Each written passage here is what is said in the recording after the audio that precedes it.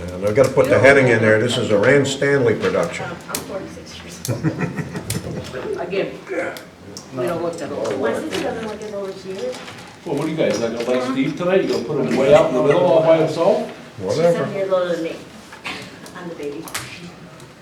He's the star attraction. I can put the 2 empty chairs My back there brother too. is in between us and has black hair and black eyes. They both have blonde. Yeah, well, I was gonna say, you had enough jelly beans last night? What happened there? He looks like my dad. He's really good. Okay. Did you stay here when I had 4 people in that one? Oh, really? Actually,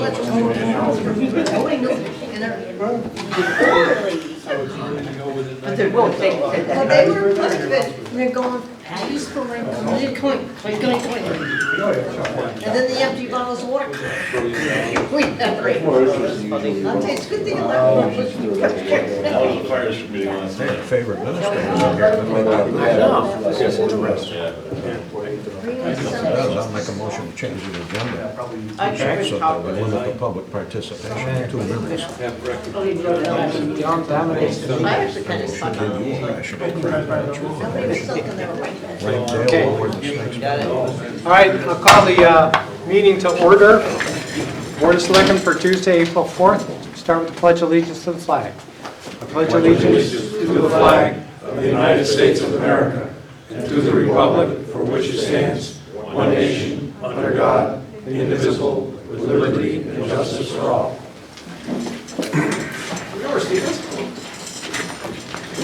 Lost in Answer the America. question, no. But now I think I start thinking about it. He was taking a trip at some time, he mentioned. Was he? I don't know. No, that was when we were doing a workshop because it was conflicting with his anniversary. Yeah, that was one thing. We also talked about Las Vegas at one time. So we'll see. I think he was working with MGM. Okay, Yeah, structure on it. yeah.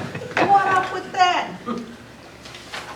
Okay, the agenda, what I'd like to do with the agenda is the new business A, B, and C. I'd like to move it to the end of new business, so it comes after F, if that's all right, because those were all requested by Geraldine, and she's not here now, and if she does come, she'll come late, so. I move to move agenda items A, B, and C to after agenda item F, approval of tax refunds. Under new business, correct? Under new business. Yeah. Made it second. And is there any discussion? All those in favor? All right. I Okay. Any talked further? to her earlier. I'm not sure she's coming. Okay, But your point's well taken. she may not come, Maybe if she's watching on television, she can come and swing by. yeah. Well, at least we made the effort. Okay, I have a, for next meeting, could we add the volunteer incentive committee so we can discuss that? And it doesn't have to be today, yeah, but sure, we can do that. Yeah.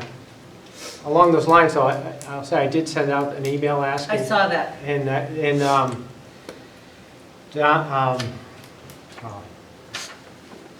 Don Masters replied, or Ron. Ron. Ron. And he said that he felt it wasn't needed, so that's.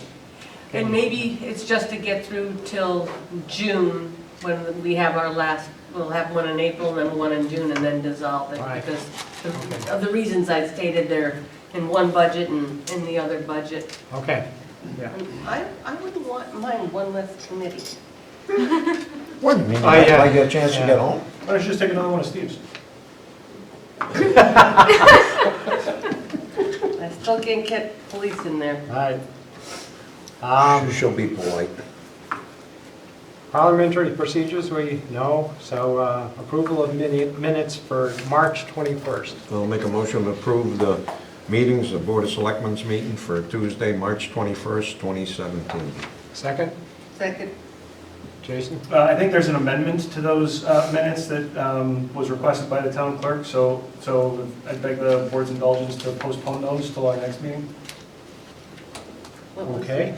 There was a request, and jump in if I'm wrong here, but there was a request from the town clerk to include the fair housing policies, the 4 pro forma motions that we made last week Oh, in the okay. minutes.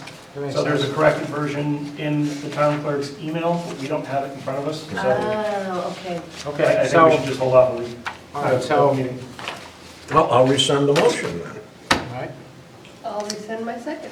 I move to postpone approval of the March 21st meeting minutes until our April 19th meeting. Second. All's in favor? Aye. Okay, communications. I do have one communication, and it's from, I'll read an email I got from Christian Formanek, the Department Head for Human Services, and she says, "Hi Bob, I want to share some very important news with you.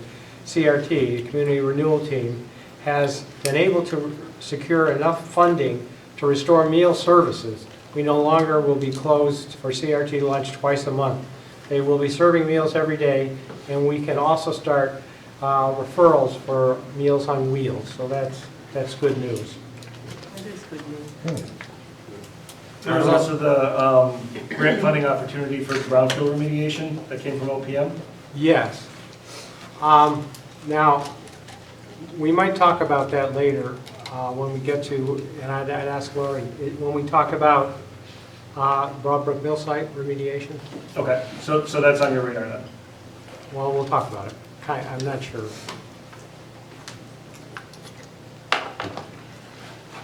Okay, public participation. And a couple things. I see. Wait, I'm just going to go through some things, and because I see new faces, and when I see new faces, I go over the rules because we've gotten out of control a couple times lately. And the rules for public participation, we want to be constructive. So here's the rules. Raise your hand and you'll be recognized. When you have been recognized, you can speak and you should not be interrupted. Say your name and address. When you're through speaking, I will ask the members of the board, selectmen, if they'd like to comment. If the Board of Selectmen wishes to speak, they can. When they're through speaking, I'll call on another person who has their hand raised. If the Board of Selectmen member asks a question, you must raise your hand to answer. You can't just blurt out an answer. When you are recognized and have the floor, you cannot single out a single person in the room and imply or say derogatory things about them. If you do, I'll hit my gavel and say we don't say inappropriate things about individuals, and I'll call on someone else.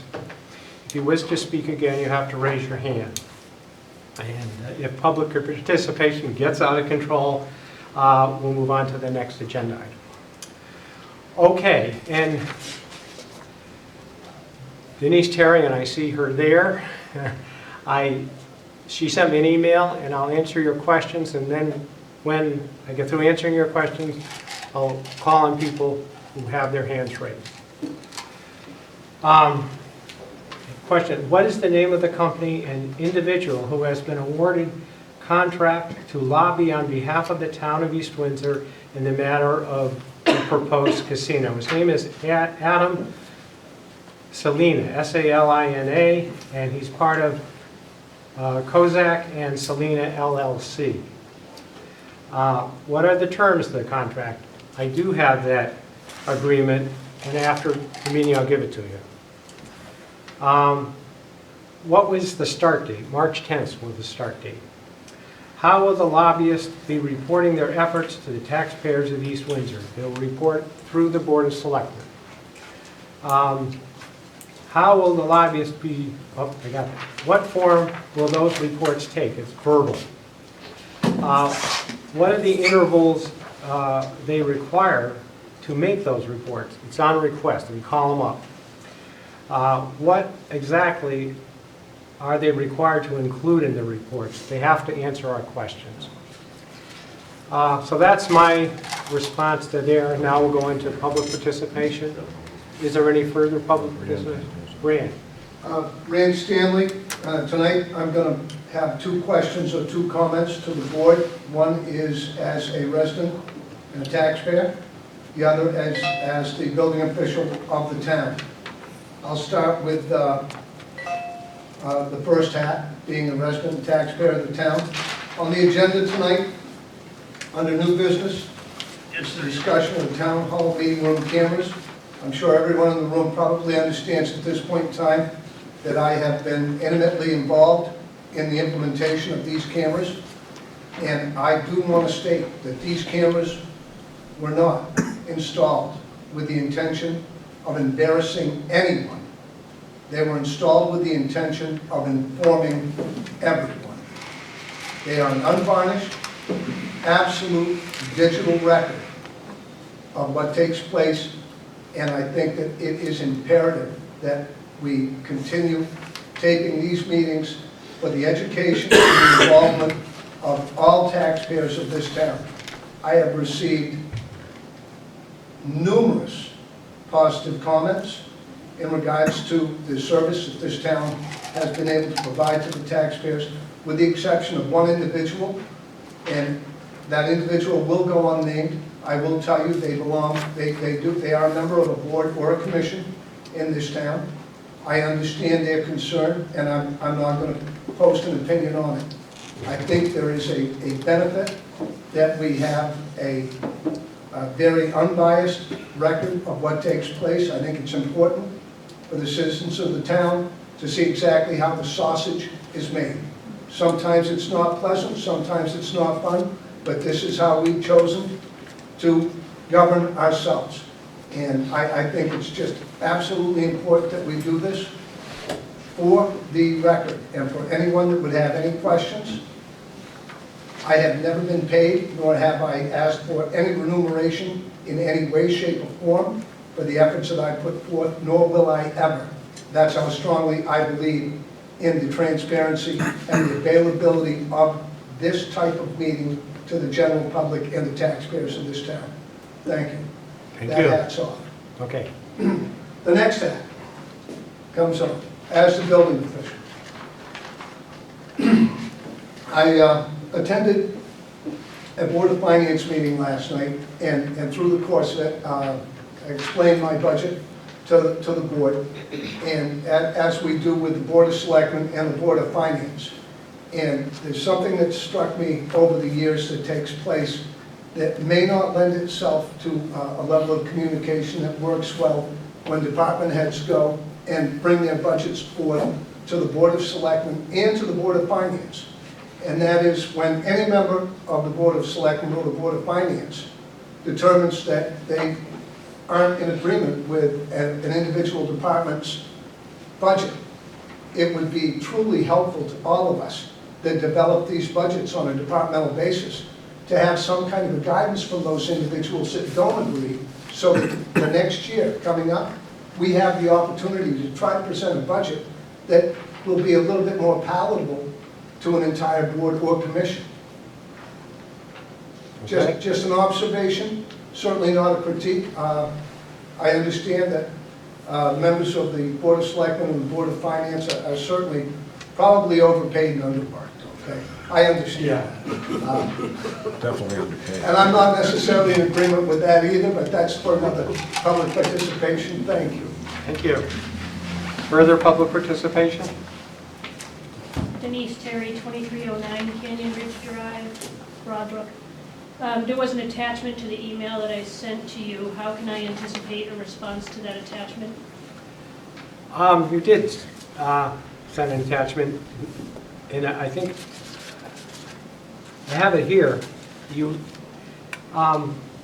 had some questions on that too, 3, I believe. Okay. First, I'd like to know what is the board's prepared to do to remove this libelous claim from the public record. And what I'd say to you is, what would you like us to do? I'm going to leave that between my lawyer and you guys. Fine. But, That's it, don't talk about it anymore. but I guess I was wondering what you were willing to do in advance of going that far. Okay, the second one. I am wondering what the Board of Selectmen is prepared to do to make me whole. Again, what can we do to make you whole? That's a question. What would you like us to do? Well, I think it definitely, the record needs to be corrected as publicly as it was made in writing. I think at the very least, there needs to be written documentation that it was absolutely wrong, the accusation that was made about me. And the minutes probably from that meeting need to be amended to reflect that, that it was absolutely not true what was said that I had done. Okay? The person who slandered me has never apologized to me. That certainly caused an issue of credibility. And at this point, I'm not entirely sure what my lawyer would recommend you do to make me whole, because the allegation that was made against me was now printed publicly in the Current and has been printed publicly in Global Gaming Business News, online and in print. That's pretty slanderous and damaging to my public reputation. Okay. Third, I'm wondering if the board has consulted with an attorney as to the potential cost of a liable suit filed against the town, and the answer is no, we haven't. Okay. Further public participation. So at this point, you're not planning to do anything to correct the record or anything else? Is that my understanding? Should raise your hand. I thought we were having a conversation. Well, my fault too. I asked you a question and you should have raised your hand to answer, but, okay, Denise. At this point, you're not planning on doing anything to correct that record? Is that my understanding? No, that's not your, I didn't say that. What would be your next step? Well, I think that, and again, you should raise your hand, so we got to be careful.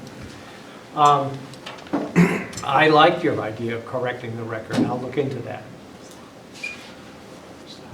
Further public participation?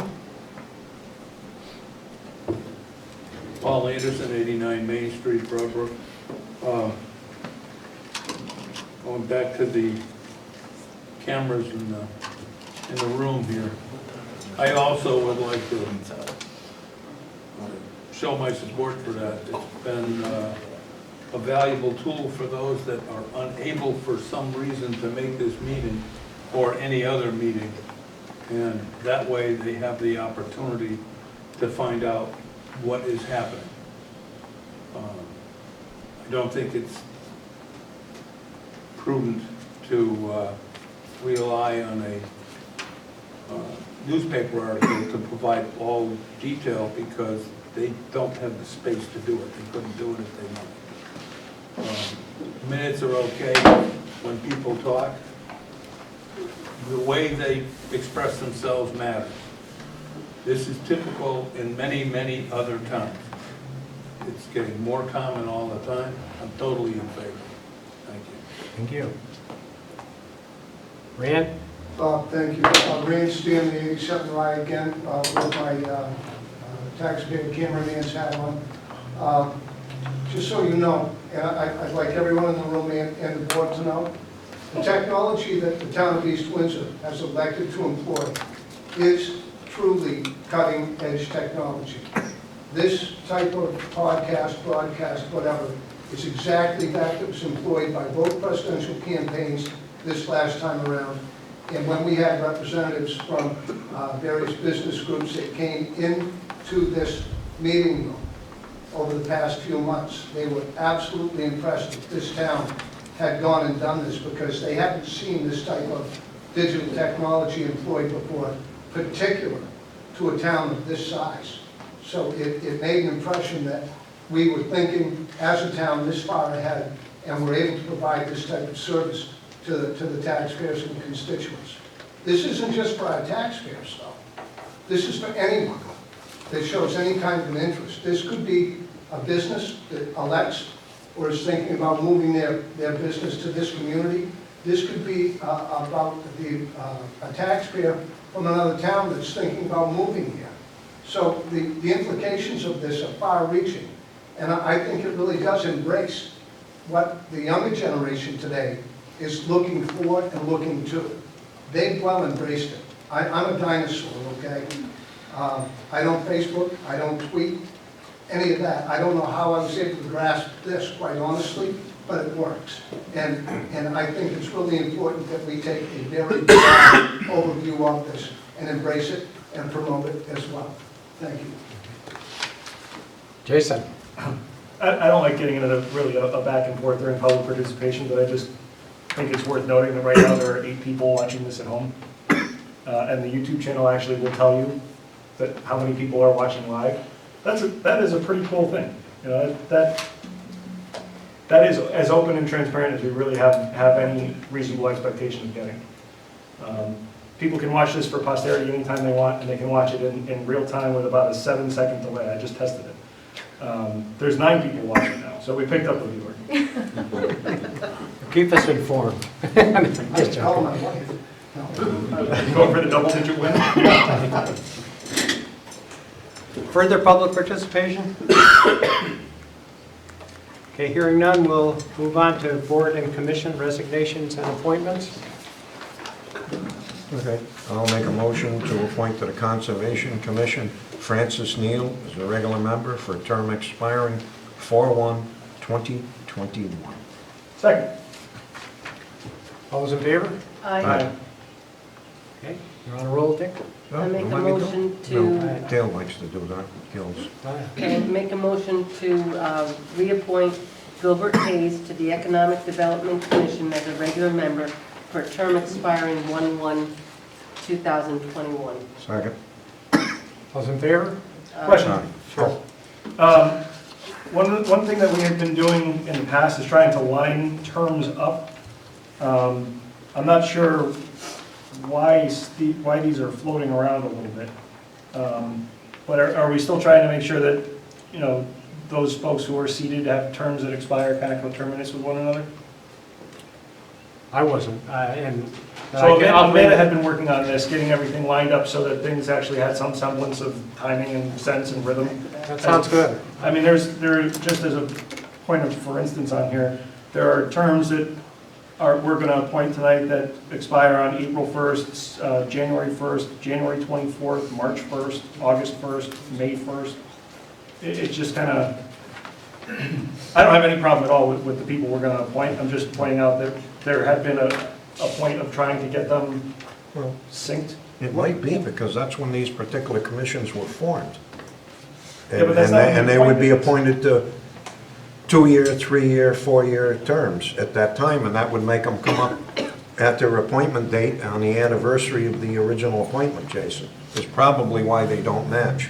Maybe we should short appoint everybody to the point where you appoint them, you know, once or twice a year, but I'm sure that's why it's like it is. Could be, so you think we should shoot for January 1st and My point June is, 30th? this can be difficult to keep track of over time, and just to make that easier on staff, it makes some sense to have some framework by which 2-year terms expire on July 1 and 4-year terms expire on right. January. I'm just making that up, but, you know, Yeah. just for, I'll look because this at is how things get lost in the cracks. Well, we'll just have to probably short appoint some of them next time to get it to start falling into line. But we should have a plan with a master list of everybody before we do this, don't you think? Oh, yeah, look at it. Okay, thank you, and now we can vote. Aye. Aye. Aye. All right. Okay, I'll make a motion to appoint Tom Burnham as a regular member for a term expiring 1/24/2021 to the Ethics Commission. Second. All those in favor? Aye. Okay. I make a recommendation for Leonard Norton to the North Central Health District Committee as a regular member for a term expiring 3/1/2020. Second.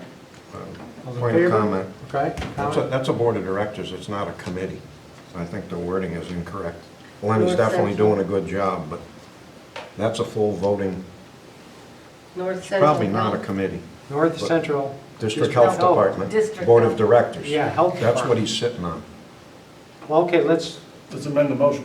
Yes. I move to amend the motion to appoint Glenn Norton to a term expiring March 1st, 2020, to sit on the North Central Health District Board of Directors.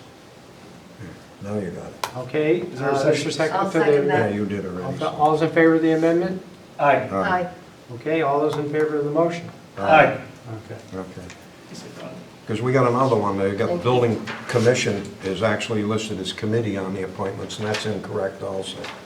It is a commission, Okay, for future reference. all right, so I would entertain a motion for the Agricultural Commission. Okay. I'll make a motion to appoint Nicholas Lasko, alternate member, for a term expiring 8/1/2017 to the Agricultural Commission. Second. Is there discussion? I'd just say that, I guess Nicholas Laskos, I haven't met him, but he's new to town and Yep. came and wanted to be on these committees, so that's good. I wonder if we should do all three, being completely new or whatever. Yeah, But they have different expiration dates. Yeah. but they're all the first, I'm noticing. They're all the first of the month, so. All right. Conservation Commission? Oh, we didn't vote yet. Oh, sorry. All those in favor? Aye. Your turn, Gil. I make a motion to appoint Nicholas Laskos to the Conservation Commission as a regular member for a term expiring May 1st, 2020. Sorry. Okay, any discussion? All those in favor? Aye. Jason's turn. I'm good. I make a motion to appoint Nicholas Laskos to the Economic Development Commission as a regular member for a term expiring January 1, 2018. Second. I'll also say that we need Economic Development Commission members, so this is a good thing. We need Ethics Commission too. We're Okay. short, they can't even hold a legal meeting. So we need to Thank get- you, Nicholas. Is Nicholas here?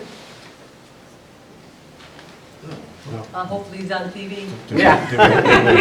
Did we vote? No. We didn't vote yet. All those in favor? Aye. Okay. On to unfinished business. East Windsor 250th anniversary. So we haven't had a meeting since the last time I was here, but we do have merchandise now being sold in the town clerk's office. Amanda put together a great display between in the hallway across from the Selectman's door. So that's being sold there. We also have merchandise being sold at the Warehouse Point Library. And our meeting that is going to be this Thursday at 7 o'clock is at Scout Hall, not at the Osborne House. They're redoing their patio, so can't really get in. So we are at the Scout Hall this Thursday. Are you coming to fundraising? Still need money. We are working on getting our letters to be sent out in the mass mailing, hopefully for, I think, for June to go out. So hopefully that'll bring in some cash. And more volunteers, because we always need more volunteers for starting all these events, so. You're getting silly again. I went at the North Central Home Show. Yes, we were. You had a there. booth, Yep. and I noticed this very nice blue sign. Oh, That's you were at the last meeting, yeah, we have, that was our temporary demo sign that, one of the members had made us, not he, but his company, had made. So we are going to get signs that look like the blue one, but in wood, and they're gonna be engraved and carved and stuff. We have 4 of them, so we're gonna put them at the town entrances where like our East Windsor welcome signs are. And then we're probably gonna get some of the corrugated ones to sell for people to put on their lawn, at their business, or whatever. We're kind of just getting into that now, so. okay. That's good. I More like it. information will follow after that, but yeah, that was one of the displays that he had made, so. Was that wood? I didn't- No, that was the corrugated Yeah. plastic stuff. Okay. Thanks. See you soon. As you go around to businesses, be aware that there are other businesses selling some of our items as well. We have businesses volunteering to sell 250th anniversary items, Okay. so look around. Give us a list, because people are always asking where they can get them. Not everybody has everything. Yeah. So, Right. the town hall and the Royals Point But Library. that's a good has idea to make a everything. list Yeah. of Yeah. who's selling them. Yeah. Put that on the Right, website right. and even what they're selling. so. Yep. Yeah. If you would, please, get us a list and we'll, I have a lot of people looking for stuff. Okay. Okay, we'll move on to Broadbrook Mill site. And first, I'd like to say that, what was it, last Friday? That Tom Talamini and Dick and Keith Yagioff was in the back, and Bill Lose and I, and Bill Penn and from UTAS, and Matthew Pansiera from AECom, and a couple of UTAS lawyers visited the Broadbrook Mill site again. And it was, for me, it was good to have a second look at it. And if I left anybody out, let me know. And well, what I thought was interesting too was Tom being really involved in construction. I'd like to hear, you made some comments when you were there, but I'd like to hear your assessment. Oh, I think the building's gonna cost a little bit of money to get rid of all the mold. And there's two buildings that definitely gotta come down. I mean, there's the end building up by the dam, that's definitely shot. I mean, we couldn't even walk in it. We were kind of nervous about walking in it. I think if we're gonna do, if someone wants to do something with that, it's gonna cost a lot of money to get it down to bare framing. And then you got no elevators, no nothing in these buildings, so for a handicapped situation, you're talking big money to get started. I almost think those buildings should just be gone, demoed. That's my opinion. Keith, you have something? Well, you know, I think Tom's right about the condition of the building. Different part of it's got a lot of mold in it, but other parts of the building are really solid. The foundation looks really good. And parts of the extensions of the buildings need to get torn down. The back building is actually in good shape, even though it looks like a wreck. The one that's the powerhouse, I thought, was in decent shape structurally. I spoke with when I was there, we were having a side conversation with the UTAS attorneys about the grant, because I heard that this grant was coming out. I'm aware someone else was making an application for Brownfields grant. And it just came out. You think you're going to talk about it? I think it's a historic building. I think someone said 1849. The core building looks pretty beautiful. It's an opportunity to do some commercial development back in there. Maybe eventually put some town use either separate buildings or a piece of that. So I think it has potential. Again, the concern is what will happen if they tear it down. Again, the capping and the cost for someone in the future to get approval from DEEP, I think would make it probably, even though it could be done, could perhaps make it really very difficult. But I just comment on the grant for 1 second. I went online to look at the grant application, and this town actually, it's up to $2 million per project. This is exactly the kind of project that these grants have been going to in the past, typically the mills.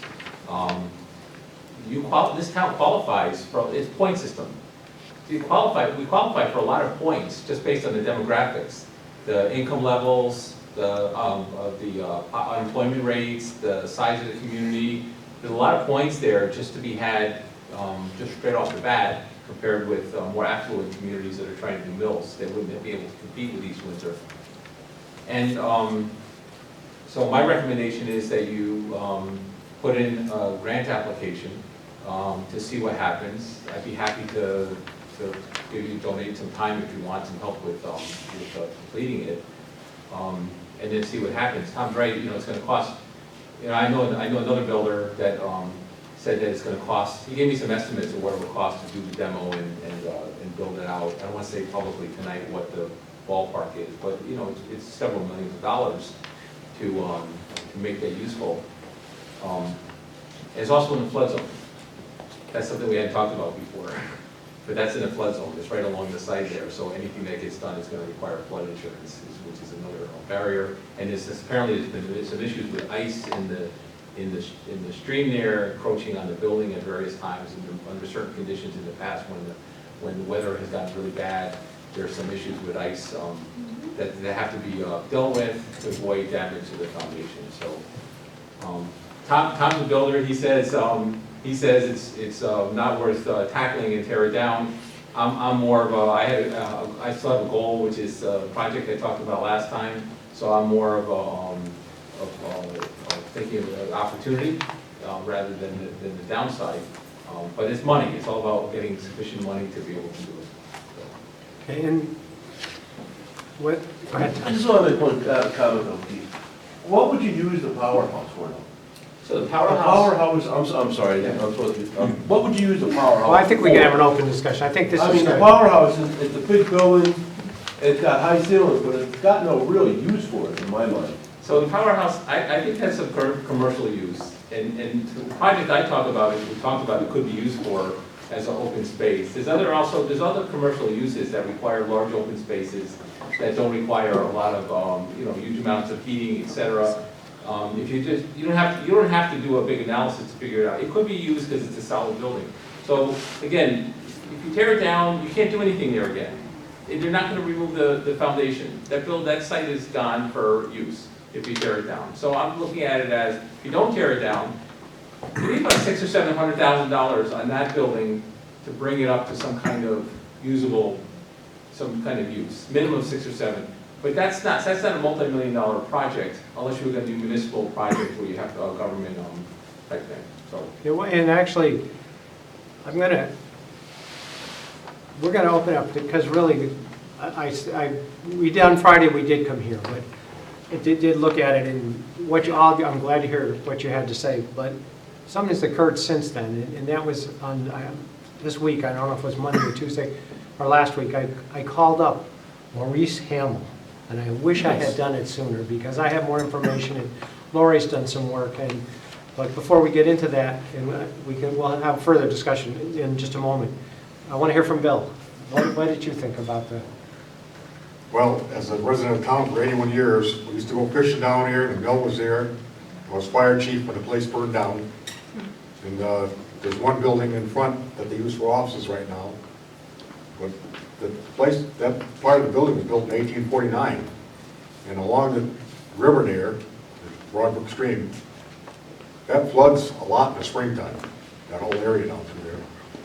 And there's a little dam down below there that the power house used to use for water, where they're dying, and that was a dye house that building is now. And as you said, there's no elevators in there. Elevators cost money. I don't think it's worth putting a lot of money into that. And I don't think the town should put any money into it. If we get grants, I know Windsor Locks over there for their railroad station. They're trying for the third grant, $500,000. And I doubt if they're going to get that over there. But the storage buildings like that, the only thing left down there is that front office building, which is being used, which is in good condition. But I think the rest of it, the wall, the foundation could be like a dam to keep the water from running in here. That's about it. I'd take the rest down. And actually, and Lori's going to say a little bit, but we were talking about a grant. And I'm not sure we're talking about the same grant. Are we talking about? We are. Okay, because you said it had to be privately owned, where, This is the OPM brownfield remediation money that was announced last week. Yeah, This week? if you start reading into it, the municipality sponsors it, Yeah. but we can't own the property in the end. So if that's an issue, because I know, well, for 13 years that I've been here, there's always been talk about the town taking ownership of this property, but if we do that, then we're not eligible for the grant. We also tried that at referendum, and that was pretty resoundingly defeated. You know, I think that predates. I think, yeah, but I think there was some housing, for a town building, right? Like Yeah, for a town municipal hall, complex. right? I don't know whether that was partially political or not, but rumor is that it was. Keith? I just want to clarify one thing. I'm not suggesting that the town puts any money into the project.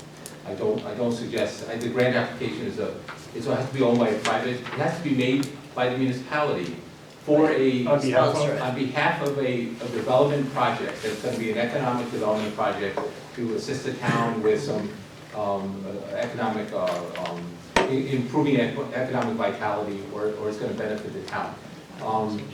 I don't think the town should put any money into it, because I think it'd be a hole for money for the town. It would be a bottomless pit for the town to own it. The standards for municipal projects would be too high. It wouldn't be worth using. Now, if you did it as a private project, I would suggest that the town reserve its right to be able to put buildings on that space at some point down the road. If you want to have a municipal building on the site, that you have an agreement with whoever does the project, so that the town can make use of the fort for either a park or for municipal buildings, and have an exclusive option for no price, no cost, to be able to do that. But I don't think that the town should put a penny into it, because it's going to be a bottomless money pit for the town. I think in my proposal was, and I'm just saying my proposal, it could be anybody's proposal, is to not do it, have the town do anything. It's to have private money do it. So anyway, I just want to clarify that. I don't want the town to spend any of my taxpayer money or anybody's taxpayer money on this project. Okay. Okay, and so what I'm going to do now is just say a little something and then turn it over to Lori, because she's done some work this week on it. And what I discovered when I talked to Maurice, I said, it looks like all we're going to have is a, well, I guess it's about 15 acres, but maybe two-thirds of it's covered with this coal tar and coal ash. So I said, we're just going to have a capped, I don't know, 12 or so acres of coal ash, 18 inches of dirt, and the ruins of a couple of buildings, or maybe just the foundations. I said, what can we do with that? And he said, I said, nobody can build on that, because if somebody wanted to build a building there, they would have to go through the pollution, and they'd have to remediate that just to build a building, to dig a foundation. And he said, well, if you tell the people who have to UTASC in advance where do you want those buildings to be built, then you could they could remediate that right now, and so then the people building the buildings wouldn't have to remediate at all. So he really said that design what you want there, and ask the people who are remediating it to remediate in such a way that you can use the property. So I said to Lori, well, how can we use the property? And that's, I'll let her take over, because she came up with a pretty good idea. So I just throwing out ideas, so we're talking about it. But I'm going to show a couple pictures up here.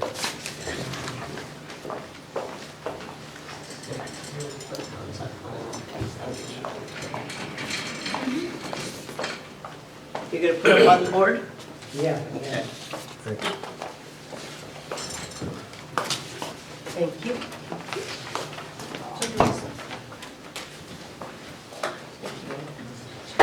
I have 3 left over. Come on. Up, 2 left over. So lot 9 is the church, right? Pardon? Lot 9 is the church, Lot 9. 10 is the package store, Yes. 11 is the parking lot? Yes. So what? Okay, well, first of all, Oh, show, okay. this is the building that we might be able to save. We have to put a new roof on it, not we, somebody has to put a new roof on it, because it's got a hole in the roof, and that would be, if you don't put a roof on it, you're gonna lose the building. These are the 2 buildings you have to tear down, they're worthless, and this one I haven't even looked at, I don't know, that's right over here. I don't know what's in there that can be saved, I don't know. Okay, so what's your next picture? So the roof is imminent, correct? I mean, there's Yeah, a we hole in the got- roof as we speak, correct? So that It would be needs to be something. done right away, or you're not gonna have a building left. Yeah. All right, oh, do you want to see your picture, your drawing? Sure. Okay. I don't know if you had others. that you Well, wanted okay, to let, show. yeah, I do have some. This is the site here. Here's the brook. It's down here. Here's that building we looked at right over here. And down in here's a power plant. And all this yellow, that's where all the pollution is, where that coal ash is. And then there's other pockets of pollution that are identified here too. It's different types of pollution, so they're going to cap that whole area. Yeah, the cap will be where the yellow is. All the other things are kind of like isolated pockets of contamination, but the actual capping is where the yellow is. I can see it from now. And this is an aerial site of the whole thing. That's the strip mall here, Opera House, and the brook comes down. This is down here, here's the dam, and here's the building. Look at this powerhouse down here. And again, this is the area that we're talking about that has some pollution in it, but it's hard to see. But actually, the whole property goes around kind of like this. It's a little bit bigger. And now we'll go to Lori's drawing. This is. Oh, this is her design. And actually, I just got to say this down here. I was going to ask, did you use all 8 colors of the crayons? Yeah. Almost. Down where this thing is, though, where I put my arrow, is that building that we call the powerhouse. And we're talking about it as a big building that they had, like probably tanks, so they would steam in it, boilers. And it's a huge open building, but it would be perfect for a swimming pool. You could put a swimming pool in there. It's ideal. But anyway, so here's Lori's design. Hey, it was a Sure, gonna concept have plan, so I was This is only here. herself is 8 or something, so So, I mean, I probably spent less than an hour on this. I mean, so there's You were at the Board of Finance meeting last night, right? You know, the money ferry is not coming. Hey, you know what, if you're gonna dream, you may as well dream big. So, The money train derailed. there's a couple assumptions here. First of all, this site is zoned for residential uses right now, which it will never be able to be used for again. So there will never be residential on this site because of the contamination and the requirements for the cleanup. So so I assumed this would go back to a business 1 zone. So I assumed those setbacks. And you see that we've got the river to the north and west. And so I assumed that we've got a 150-foot regulated area, not to mention the flood zone. So I basically took the road exactly where it is. I put some parking along it. I made some other parking there. So we've been talking a lot about the fact that Broadbrook doesn't have any parking. Like if you go to the Opera House, it gets full, the parking lot gets full of it, people are trying to find parking. So this would be able to provide parking for downtown for when we do revitalize and also Broadbrook. when you cap, you can put 18 inches of soil there, but you can also put pavement. That's kind of like a cap too. So that might fit into things. So, but basically, west of the existing road, I just kind of put parking, and there actually is a natural amphitheater where I'm showing that. It slopes down to the river, so we could, put some sort of little stage there and clear the trees and maybe grade it a little bit, and we could have like an outdoor music place. And then to the east, I just kind of drew a bunch of rectangles and started playing around with it. Those buildings are 120 feet long easily. Are they existing? No, this is all concept. The only thing existing is the Broadbrook Mill itself, to preserve that. I didn't even know the mill was still there. I thought it all burned. Well, the bill was here. This is just, No, this that- was part. They stored, I guess, woolen things in it. So- As you looked back, it had 3 doors. The One door in sheet storage. the sheet that I gave you on front, that's what's there now, basically. And then I crossed out the buildings that we would eliminate. I mean, the garages were already going to be demolished. The powerhouse becomes a swimming pool? Yeah, indoor swimming pool. Dream big. Hey, why not? We could do this. So basically, I kind of just kept all of the buildings outside of the flood zone and outside of the regulated area for the wetlands. And then by putting the buildings up on the east side, we could actually, make that like a brick patio garden, Wi-Fi outside, have tables and chairs and little seats and have shops and coffee shops and artsies and maybe an office or two, and maybe the Broadbrook Mill can become the health facility that Mr. Yageloff was referencing. So this provides parking for downtown. for revitalization, it provides some outdoor recreation, and it provides for some sort of an economic development on the site as well.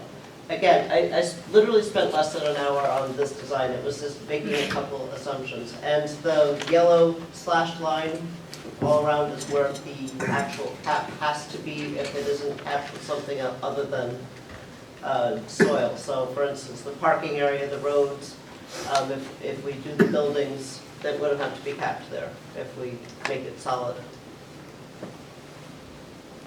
Okay, so now you see a concept. We could do this. So you have to do it without a penny of town money. And that's true.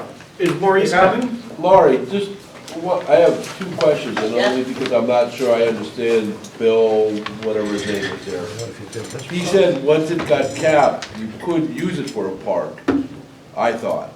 Yeah, you could And grow he said grass. they're gonna cap it with 3 feet of material and put a fence on the bottom, and then put 3 feet of fill on top of it. He says, once it's capped, it can't be used for a school or a park or, so I'm not sure I understood him right, but I'm pretty sure that's what he said. That may be, and so I know that they're working on a new remediation action plan. And he did say that too. So when I started looking at this and when Linda Roberts was in office, Wow. so that's how long I've been looking at this site. They were going to put 4 feet of soil over the entire site, 4 feet. And he used Which those was literally numbers, to go up into the windows of the building. right? Didn't he, Bill? I think he used those numbers, 3-4 feet. So, but now we're talking 18 inches. And it may be that we can't have a park or a playground there unless it's got some different type of cap or something. And so maybe we put buildings there as well, but then we start dealing with, Can you just remediate that one section like Bob was saying? yeah, maybe, Do yeah. that one section? Okay, yeah, I'll go. Yeah. Denise? Do I have to say my name and address? I don't know. No, you don't. Catch me up on why they're not being expected to dig out the polluted property. Why are they not being They are. expected to remove that? They're removing the hot spots. When you say hot spots, is So- that the entire property? No, there was the map that he You know, why are they capping? Why are they not taking out? So that question is a good one, and why we've been asking forever to have these people come here and talk to us. Yeah, exactly. I'm hoping that it'll be in the next 2 to 3 months, because they've been saying for years, we'll be back in 2 to 3 months. Because they should be held to account for making it whole, right? Absolutely. Yeah, but they didn't do it. Oh, yeah. A lot of that is not their doings. Yeah. They inherited it when they bought the property. But when you buy the property, you buy the problems. Correct. Right. They did. So Yeah, it's an they're innocent trying to fix landowner it. thing too. Yeah. So the one good thing is the natural amphitheater is an area where they do not have contamination. Right. So we actually could really do that. Rand's been there too, It doesn't so. matter grading. Okay, It's Rand? my understanding the original remediation plan called for a membrane cap after they had removed 3 to 5 feet of soil with a full membrane that could never be penetrated. Right. Okay? And that membrane was to be brought up to the structures and mechanically fastened to the structure, okay, the existing structure. And this is back years ago when they determined the structures were still structurally sound enough to move forward with the commercial use of those structures. And even at that point in time, the areas of contamination were those areas that were only going to be actually excavated. And there are only, I believe, 3 or 4 deep areas of coal tar and chromium and those chemicals that pose a certain and obvious health risk. The one good thing is that when this first started, like I said, when Linda Roberts was in office, they really were, the restrictions and the remediation was just significant. And since that time, since it looks like they kind of drug their feet a little bit, the remediation requirements have actually lessened through time. So It's like I said, instead of getting 4 feet of fill, we're getting 1.5 feet fill theoretically. So, but we don't know what the new remediation plan is yet. Well, and. So Maurice Hamel, is it Hamel. Hamel. is actually with the DEEP, so he is with the Remediation Action Division, so. So, and really, the reason I brought it up is, really, this has occurred over the last week, maybe week and a half. And I think the next steps are to talk to Morris Hamill and Bill Penn and start talking about this, so. Can we please invite them to a selectmen's meeting? Well, maybe we can. I mean, yeah, and I've been inviting Bill Penn for the last 3 or 4 months, and now he said June, but I Oh, think 3 months from now. Look at that. Ask him 1 year, Bob. It'll be 3 years because we're gonna delay it 4 times. Yeah. But I think if we get the EEP involved, and him, and maybe EPA, maybe we can bring together a team and get things going a little better. Better hurry up, EPA is gonna be gone soon. Yeah. Make a good point. Or the regulations will get less. Get done, Bob. Okay, go ahead, Bill. You know, we got property up on the corner of Windsor Road and Reservoir Road that all this here you're talking about now could be put up on there. I don't think this property down there, we should spend any money on it. If somebody wants to buy that property and build on it, I say let them do it. Encourage more people to get in town, but the town should not do anything with that property down there. We should not be taking the buildings and renovating, and the coal tar on that thing, when they had a mill down there, they bought coal in there, steady all day long with a truck from Depot Street down there. They piled up back there, with piles of coal up there, probably 30, 40 feet high in that one area, right back of the church, that whole area there.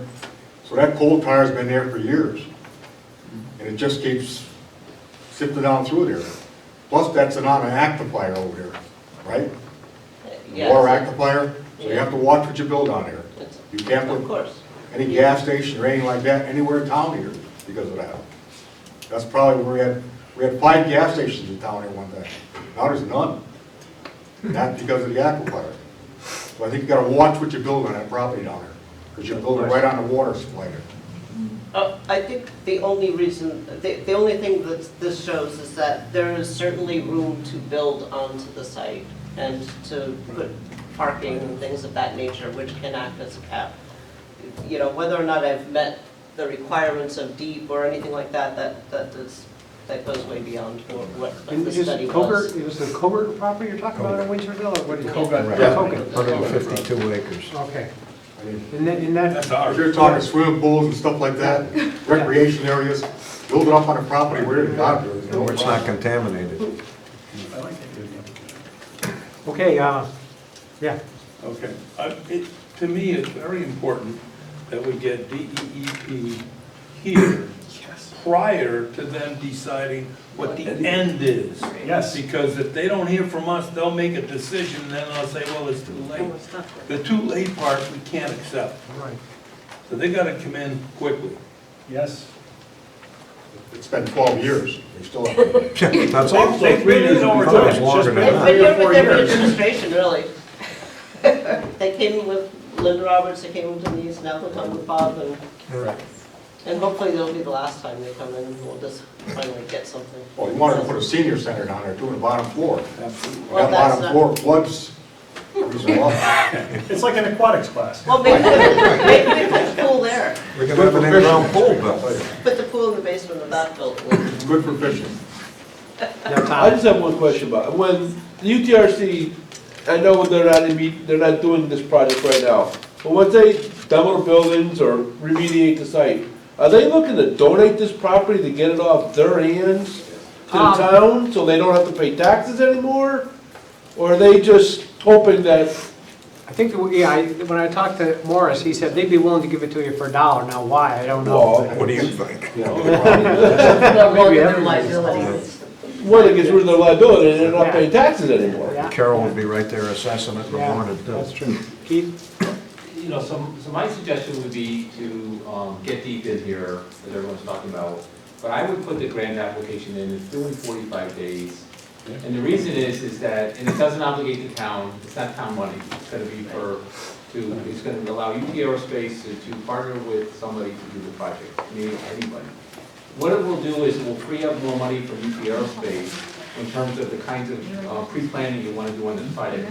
They're going to scrimp right now and be really stingy about spending more money, and they're going to put their money into tearing the building down and doing the capping.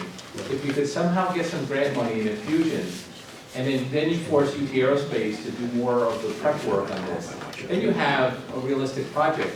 And if the commercial gets started back in there, then it's utilized, then someday down the road, you'll have space to expand the rest of it.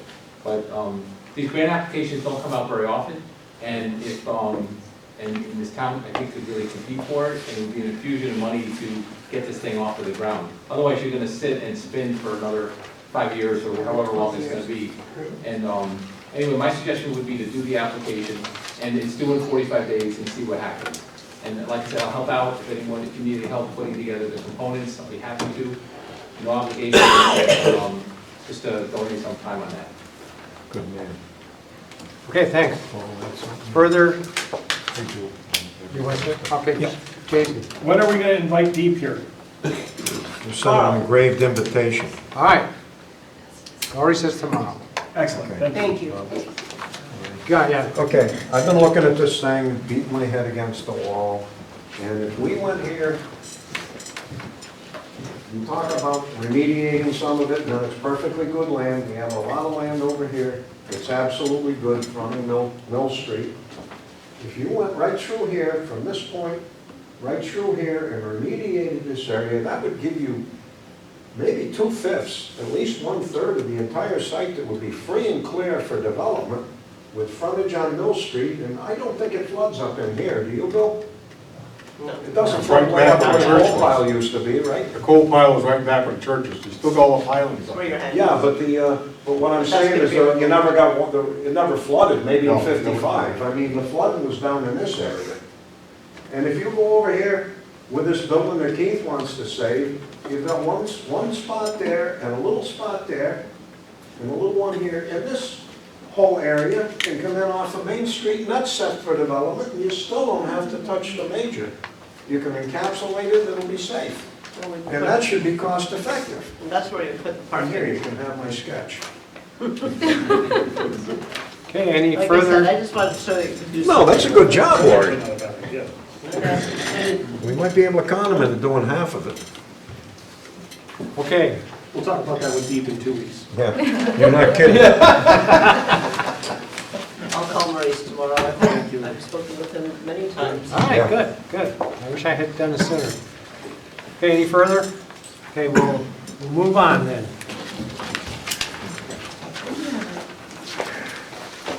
Thank you, Larry. Good job, Okay, Lori. discussion of casino. Is that still on here? I did talk to our lobbyist, Adam, and I'll give you just some things that me being a novice, kind of understands a little more about the state legislature. It's a lot of moving parts, it's a lot of people. And these people are going to vote, and they have questions, and he's working to answer their questions. Like one question is, if the casino does come to here to East Windsor, 25% of the slots would go to the general fund, and I guess, and then 25% of the table would go to the state too, but 15% of that would be tourism, they would like it, and 10% to the general fund. But some of the state legislatures are saying, well, why can't we put it all in general fund? And they can. So that was something that was floated, but it has to be clarified. And then another thing that needs to be clarified maybe is a lot of legislators want an agreement between the tribes that would guarantee the slot revenue would go to the state. So things like that are coming up. And it was funny, he talked about, there's two bills that are now in the state legislature that have to deal with the casino. He calls one, I think, the East Windsor bill, the other one, the MGM bill. So, but he also says that there's another committee called the Finance, Revenue, and Bonding Committee, and they seem to be involved in this. Revenue would obviously be a concern of theirs, so they might be writing their own bill. So there's a lot of moving parts in the state legislature now. And just to give you just an overview of what's going on. Any further discussion? Okay. Now to new business. 11D. first. And we'll start with South Road.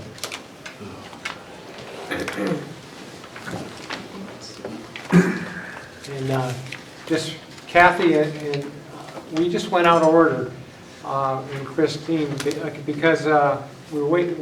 Geraldine, is she coming at all today? I don't know. Yeah, and so we thought we'd take the 1% last, and so to give her time to get here. Okay, you want me to text her, see if she's coming? Yeah. Although we were going to take it last anyway. We changed the. Hopefully it won't take too long. Okay. Okay. South Road. South Road. Okay. What have we paid to date? Nothing. Good, okay. Thank you. Some big numbers on these papers. Yes. I wish I could get those prices. Yeah. This company, Environmental Services, they're out $59,000 right now. They're looking to get paid. And just to give you an update, where we were maybe a week ago, there was a hole in the backyard and people were arguing about how, or discussing how it was going to get paid for to fill it in. And the way it usually, oftentimes, well, when they started to clean it up, Deep came and started to clean it up, and then WPCA, I guess, said this property is owned by the town. And they said, oh, it's the town's problem. They left. But and it is, the town rents the property, but they rent it to the homeowner, and the homeowner's lease says that they're responsible for anything on the property, and it even spells out in the lease, utilities, it says heating, electricity, so they're responsible for that. And so really the homeowner's responsible. But then when we contacted the homeowner's insurance policy, they said, oh, well, there's an exclusion in the policy, so we don't have to cover that. So the town finished cleaning it up, but then we went to our insurance company, Kerma, who subrogated it to another one called Chubb. And Chubb came back and said, well, we're not sure that the town owns that property. Can you show us that you do own it? So we had to get our lawyer involved. So there's just, again, a lot of moving parts. And so we had a conference call on Monday, and some of the people who were on that conference call were Colleen White from, I believe she's from Kerma, and Cynthia Mancini was from Kerma, and Michelle O'Donnell is from this Chubb, and Michael O'Donnell, and Michelle Lynch is from Chubb, and then Dustin Mitchell, he's from the services provider who cleaned up the thing. Lenny Norton was on it. I was on the call, and our attorney, Josh Huxlab, was on the call. And what we decided, and I gave you a letter, is to write a letter, and we did, to the person, Sandra Pearson, who owns the property, and ask her to submit a claim to her insurance company. And so that we're going to start with that. And her insurance company either can pay it or deny it, and we'll go from there. So that's where we are now. Any questions?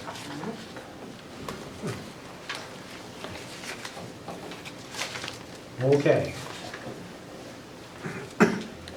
And So on that, who ordered the work to be done? well, once the oil spill was there, I'm not sure who called Deep, but Deep came out, probably the homeowner, but I don't know. No, probably the fire department was on the scene. Oh, weren't could have they? been. I They're don't know. obligated by Yeah. law to call them. So somebody called Deep. And when Deep was there, they started digging up. They had this environmental services come, and they started cleaning up the mess. And that's when they found out that the town owned the land, and that's when they stopped. But Lenny Norton had an oil spill there, so he continued cleaning it up. So Deep called Environmental Services Inc. and said, you know, get down here and start remediating this? Yes. That's good. That's fine. I don't want to get stuck with this bill at the end of the day, because this is in no way our responsibility. So if they called and asked for it, then Yeah, and if the homeowner can't pay and they're responsible, then I think it does fall on Deep's responsibility to pay for it. So it could fall back to Deep. So we agree, not East Windsor. Yes. Josh Hawksland said that emphatically. I'll take that. Good. Yeah, but I'm sure we'll see a few bills before. Yeah, that's other right. people have other opinions. Yeah. Yeah. Yes. So the insurance carrier asked for proof that it was town-owned property? Yes. Has it not been included as insured property on your policies before? Well, the insurance carrier, it's really the Chubb, which is the subrogated. And we have, Kermit's our insurance company. And I guess for certain risks, they put it out to other insurance companies. So the other insurance company, they put it out to question whether we own the property, because there's a long story behind that property too. So, but right now, we're working it through. Okay. Is every subject open for public discussion? Not really. Then you need to take control of the meeting. Okay, yeah, okay, we'll talk about it, yeah, fine. All right, crumbling foundation ordinance. Okay. So here is the draft. This was circulated between me, Rand, Bob, and the town attorney. And there's just one point that I'm kind of leaving open-ended right now. I have an opinion on it, but I wanted to run that past the board to figure out what everybody else thinks. For the benefit of the folks in the audience, do you mind if I read it? Not at all. The following ordinance was adopted at a special town meeting duly warned and held on blank to be determined. The legislative body of the town of East Windsor, in accordance with Connecticut General Statutes as amended, hereby adopts the following schedule of fees for the issuance of building permits. Ordinance 03-1 is repealed, and this ordinance is substituted in lieu thereof. $20.50 for the first $1,000 or part thereof of proposed construction cost, and $15.50 for each $1,000 or part thereof of construction cost thereafter, provided, however, that no fee shall be less than $20.50. Now here's the pertinent part. The building official is authorized to waive all fees related to building permits for work on a crumbling foundation. Then there is a piece that needs to be answered, currently excluding poured on or after January 1st, 1979, and including containing the mineral pyrrhotite, or in which the owner can positively verify that materials used were from a source identified as using deficient materials. The waiver shall not apply to any fee required to be charged by the state of Connecticut. At the discretion of the building official, the waiver may include the permit fees for electrical, plumbing, or other building fees directly related to the crumbling foundation. The waiver applies only to work for the direct replacement of the existing foundation and not to any other structural, electrical, or plumbing work. At the discretion of the building official, the fees may be waived for permits for other related work required to restore the structure to its previously permitted condition. Upon waiver of the fee, the building official shall notify the homeowner in writing that the fee has been waived, including the amount of all fees waived. Said ordinance shall become effective 15 days from publication thereof. So the question that is still somewhat unanswered is the whether to include the clause poured on or after January 1st, 1979. In all of the reporting that I've seen, that has been the start of the window. So we can reasonably assume that crumbling foundations that have been detected that do contain the mineral pyrite were poured, as far as we know at this point in time anyway, after January 1st, 1979. I'd like to include that provision, just so this doesn't become something that is incredibly open-ended. But if you all feel differently, we should talk about it. Well, I think it poured on or after 1979 is good. I think that's fine. I'll go the other way. Because it says containing the mineral pyrite, which the owner can positively verify. That takes care of it. You don't even know, there was other people that used that aggregate besides the one that's been drugged through the mud. Because I used to follow their trucks right out of the quarry. Yeah, but we're not talking about a specific. Well, the only problem is if you find out one that was poured December 20th of 1978 with the same defective material, they're not covered. Because all of these people haven't come to light yet. Well, that's true. I hate to put a date on it necessarily. But I also don't want to be, so what I have come to understand about this, and I'm happy to be corrected if you're still here. So as I understand pyrite, it can take time before problems present itself. So they are using the 1979 benchmark because it so far has not proved out that anything before that has presented as a crumbling foundation. Am I in the ballpark there? From all of the information I have, and if I may, just continue for a moment. Yeah, I think you're involved. I think at this point in time, it is absolutely important for this board to address this issue right now, and if we need to come back to revise or revisit it, I would certainly think that may be what we need to do. This is affecting not less than 3 structures in this community right now, and I have a contractor that is holding up a job right now, waiting for some type of movement so that we can proceed. And I've let him know that he cannot proceed without a permit in hand. And in the same sense, I don't want the homeowner to feel penalized because we, and when I say we, I don't mean just you. I throw myself right into that same pot. We haven't addressed this yet. So I would say that at this point in time, the actual date really doesn't matter much because I think the board will find that before too much longer, there will be additional information that will come out that will provide us with a much greater timeline for us to deal with because I received information just verbally at this point in time that there is a deeper investigation taking place here than we know right now. So of the 3 currently affected properties, do you know, and I don't mean to hold you to this, but off the top of your head, were any of those foundations poured before January 1, 2019? Not to my knowledge, no. Okay, Of so the 3 that I'm aware of, Jason, were all in the mid-80s. okay, Right. so that if I'm going to just kind of paraphrase what you said, but you're suggesting that we move forward with this with the date inclusive, and if there's a need at a point in time to go back and amend it later. I would be in favor of that, yes. Okay, and I agree. This is something that has been long overdue, and some of us wanted to do that. We wanted to get this out there 6 or 9 months ago.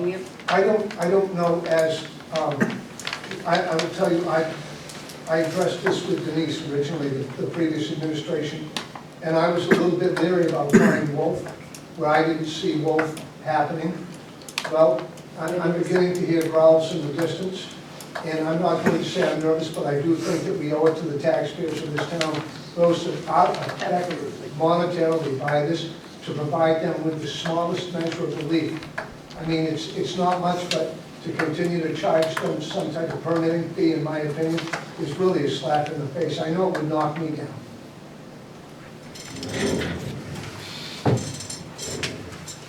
So there you go.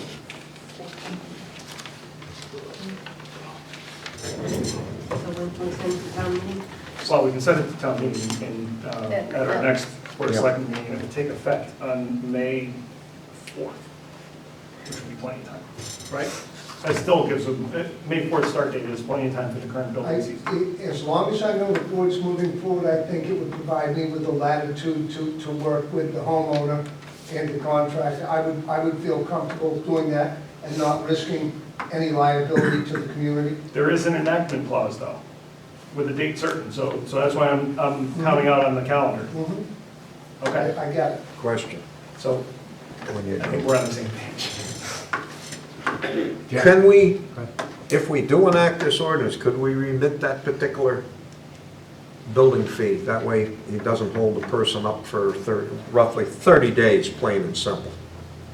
Could we remit that I don't think you can do one? it without an ordinance, Dick, because the building fees are enacted and adopted by ordinance. Yeah, I agree we need the ordinance, but you got this particular case that we're holding up the construction of the building.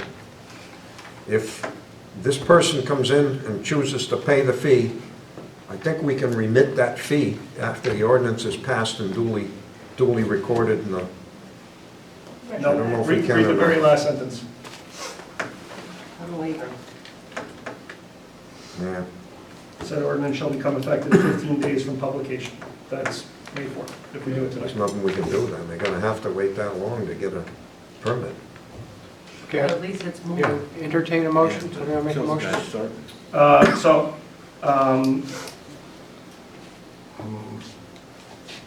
I move to accept the ordinance as amended and forward it to a town meeting, hopefully to be held on April 19th. I'll second that. Any further discussion? All those in favor? Right. So the motion was to accept the ordinance as amended. The amendment is to include the effective date of January 1st, 1979. And I'll email your office in the morning with a clean copy for Okay. notice purposes. Okay. Further discussion? Change? Rand? Addition? There. Are there provisions in the charter to call a special town meeting? There's notice requirements. Yeah, by the time you do the notice, Rand, Okay. and then it has to be 15 days after the town meeting. Yeah, That's so why I'm the- saying you're looking at a month. in order to call a special, to town meeting That's why I wanted at to all, remit. we need 5 or 7 days notice. It's the easiest way. And we try and do them on selectmen's nights anyway. So it's essentially, You can check with if we were to hustle, it'd be a week. Josh on that, if we can, we will. There you go. It's the 18th, not the 19th. All right, any further discussion? Yeah, what's the motion, please? To accept the ordinance as amended to include on or after January 1st, 1979, and send to a town meeting. You should describe that ordinance a little better. You could probably say superseding ordinance 03-1. She's got a copy of it. She got it, well, doesn't have a clean copy, but Did she we just need to, Okay, all those in favor? Aye. I'll reluctantly, but I still don't think we should put the date in it. Okay. But we Okay, can't hold it passes. up. Okay, so now, we'll talk about the Board of Education No, Approval of tax refunds. Refunds. refund, absolutely, I stand I corrected. make a Thank you. motion to approve the tax refunds in the amount of $506.25 dated 3/31/17. Second. All those in favor? Aye. Aye. Now we can talk. Okay. Okay, so maybe Christine and Kathy?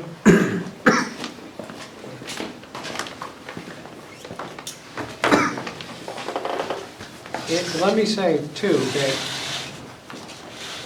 well, I can read it. Okay.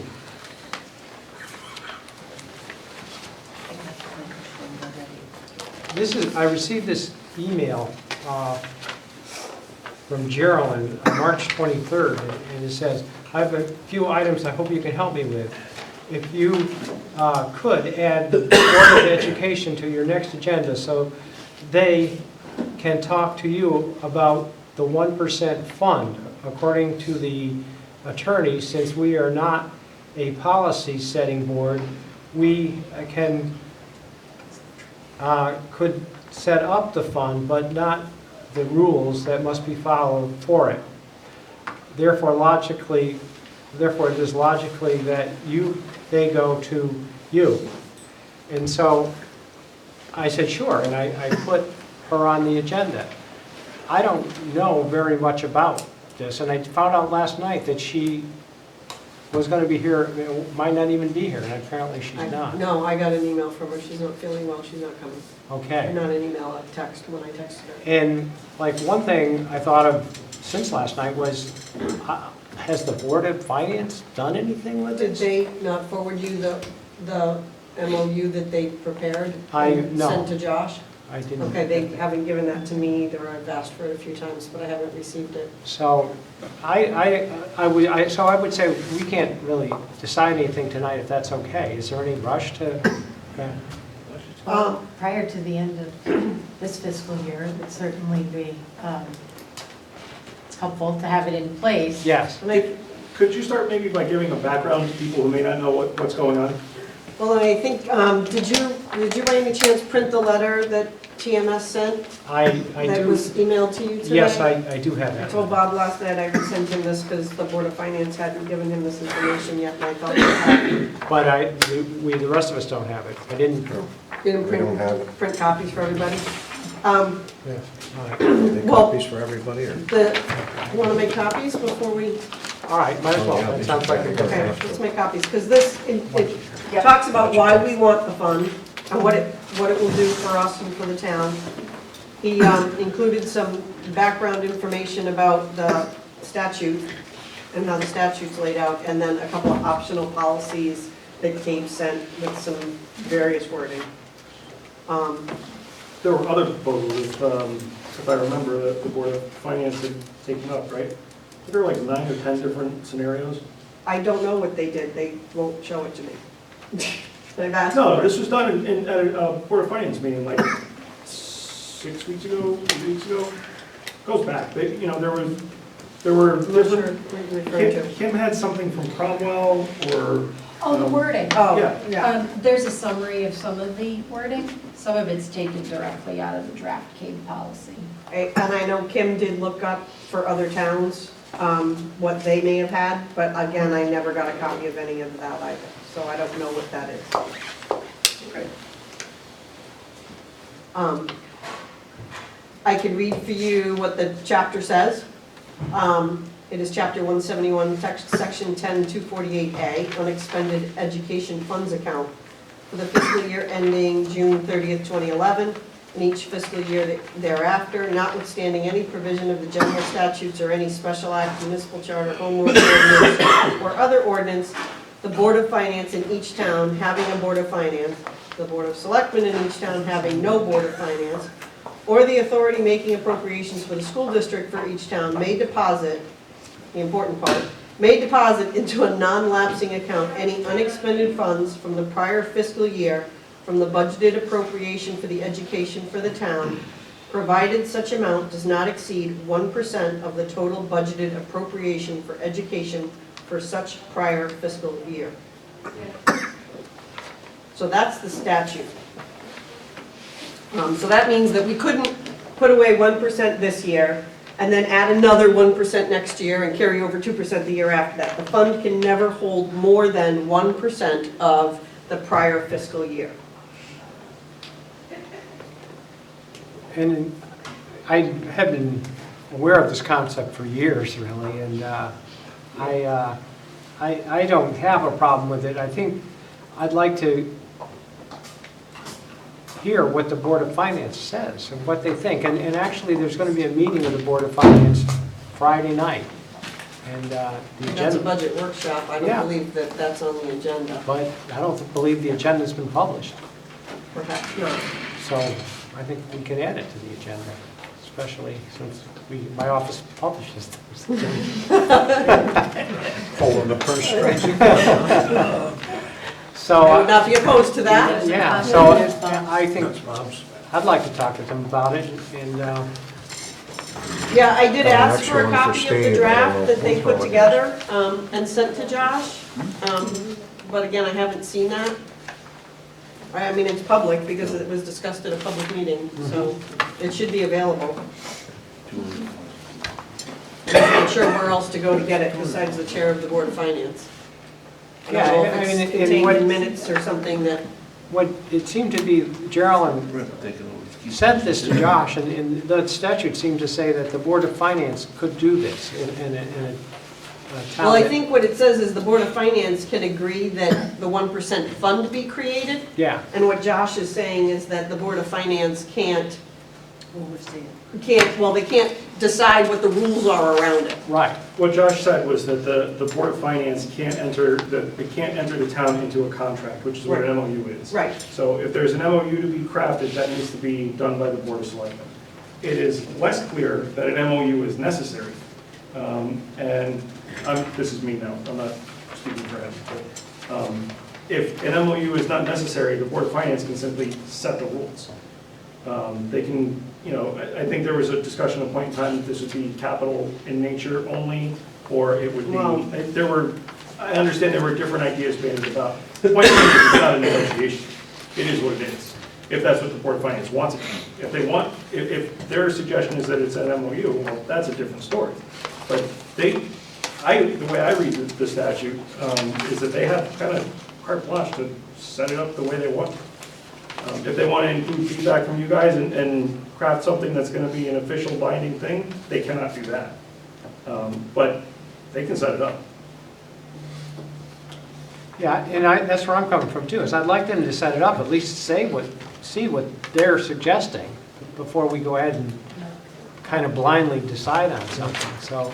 Well, I kind of got the impression that that's why she didn't forward it to you guys, is that she wanted you guys to create the rules around it. I don't want to speak for her, but I think that is exactly true, that she wants parameters set up for, or that, rather her board, not her in a vacuum, but Yeah. her board wants to have, and they're, correct me if I'm wrong if you want to chime in, but to the extent that there are parameters that are going to be set up, they'd rather that be done from a policy perspective than a fiduciary. So that's between you guys and them, I guess. So that said, you want to walk us through this? Sure. So I already read you number 1, which is the background. So why do we want the fund? It will allow us a little bit more flexibility in, should we have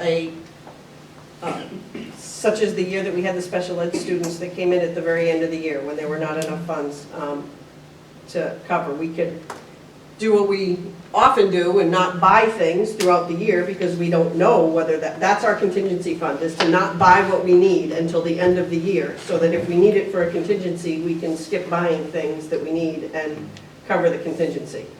And in this fiscal year, the current fiscal year, you can see that we've had reductions of about $215,000 in grants that were unanticipated at the time of the budget. So, and we anticipate that that's likely again. So, not necessarily 215,000, but continued grant reductions are likely.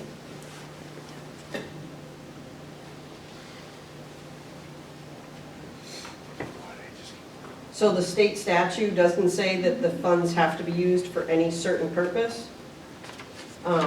The only parameter that the statute places on it is that it's capped at 1%. And CABE has informed us that the statute is silent on the reasons for which the fund could be established. Some communities have done it for capital expenditures or maintenance projects, health insurance costs, extraordinary special ed expenses. So that's really up to, I guess, the Board of Finance. How is the fund, so we keep talking about a fund. Where does the fund live? Is this something similar to like Fund 8? Or is this, does this exist within the Board of I'm not a Ed's town budget? treasurer, so I don't know exactly how that Fund 8 works. Fund 8 is where capital non-recurring expenses come from. So when we budget capital projects that don't get paid out in a year, it gets retired into Fund 8, and then once there's a surplus, or not a surplus, but sufficient funds to cover a project, it gets paid out of Fund 8. Well, this would still specifically be Board of Education money. But who holds the pocketbook?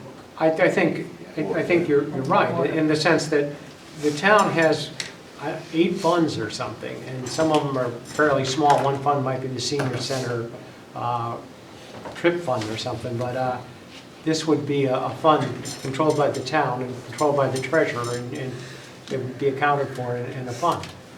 And our understanding is this is a Board of Ed held Okay, fund. what makes you think that?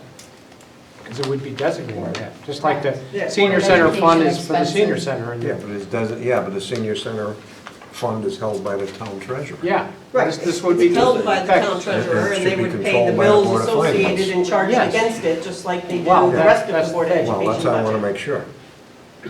Yeah, so what, So, So what- we go would ahead. expend funds. Well, what I think I heard Dick just say is that if we had rules, it would be that money taken out of that fund would have to be approved by the Board of Finance.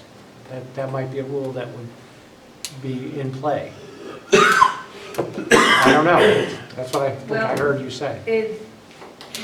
This is town money that we have Correct. decided to earmark for the Board of Education. Board of Education's now going to take 1% and they're going to put it in a contingency fund. That's kind of what it sort That's of really works what out it to is. be, yeah. No, it really is CNR, capital non-reoccurring, on that Yeah, idea. Not That's what it's necessarily, gonna be. because special ed is not capital. No, it isn't. But unanticipated, it's unanticipated Right. funds. Similar to a CNR. Expenses, really. So then this contingency fund would be held at the Board of Ed, not through the It town would be through the treasurer. town treasurer. Through the town So, treasurer. and use- They would, All the way. right, for Okay, use by the gotcha, Board of Ed. Gotcha, Yeah. gotcha, So the gotcha. Board of Ed Yep, will determine yep, the expenditures. expenses, yep, gotcha. Board of Ed would draw from the Board Yep, of from that Finance. one in And percent. that if there fund. was an agreement about what those expenses That needed gives you to some checks and be balances. categorized as, then obviously we would only handoff. charge things that fit that. so, And it's not that we necessarily would always access it, it was requesting the establishment so it is available. And then year after year after year, you would be able to put the 1% in the budget every. Or less. No, they can't be over 1%. Right, That's it. but, Yeah, but if we put 1% 1% in and we didn't spend it the following year because we didn't have Then an you couldn't issue, put any then in. we wouldn't be putting more Right, in, we right. would just let that ride. Right. Because this appears to some people to just be a way to bury 1% instead of turning it back to the town if you have a surplus, which is really what should happen. and what have your surpluses been in the last 2 or 3 years? How much has They been spend turned it back down to every year. how much would we have been, let me ask this a better way. How much would we have been depositing into this account if this account had existed over the last 2 We years? haven't turned back money, So, substantial Yeah, money yes. to the town because we can't carry anything over. So we've used that money for needs within the school system. so if this had been created 3 years ago, we'd still be looking at pretty much nothing in that account now. That very well could be the case. Especially the year we had unanticipated special ed tuitions, we absolutely have been pulling from the account, not adding to it. What percentage of your budget is expended to date? I don't have that with me. Okay. If you could provide that for the next time, I'd like to see that. You could, I believe, look on the last Board of Ed minutes, the up-to-date amount was reported at that time. Oh, really? So that should be on the website. Okay. But Dick? certainly we can- Yeah, I really think we need to set up a joint meeting with the Board of Finance I do too. on this, with this specific thing in mind, and, you know, of course, they're always welcome. Don't want to do it until after they've got their budget finalized. They've got just about enough work for 16 people on their plate. Okay, I don't know if they'd be ready for the next selectmen's meeting. You'd have to look at their presentations to the town and talk to Geraldine and see when we can do this. We still got time. This doesn't have to be done until, well, sooner the better, but, I mean, if you did it at first meeting in June, they'd still manage to be all right, but. What would 1% of your budget be? yeah, about Ballpark. 220. It's easy, just take the budget as they requested and take 1% of it.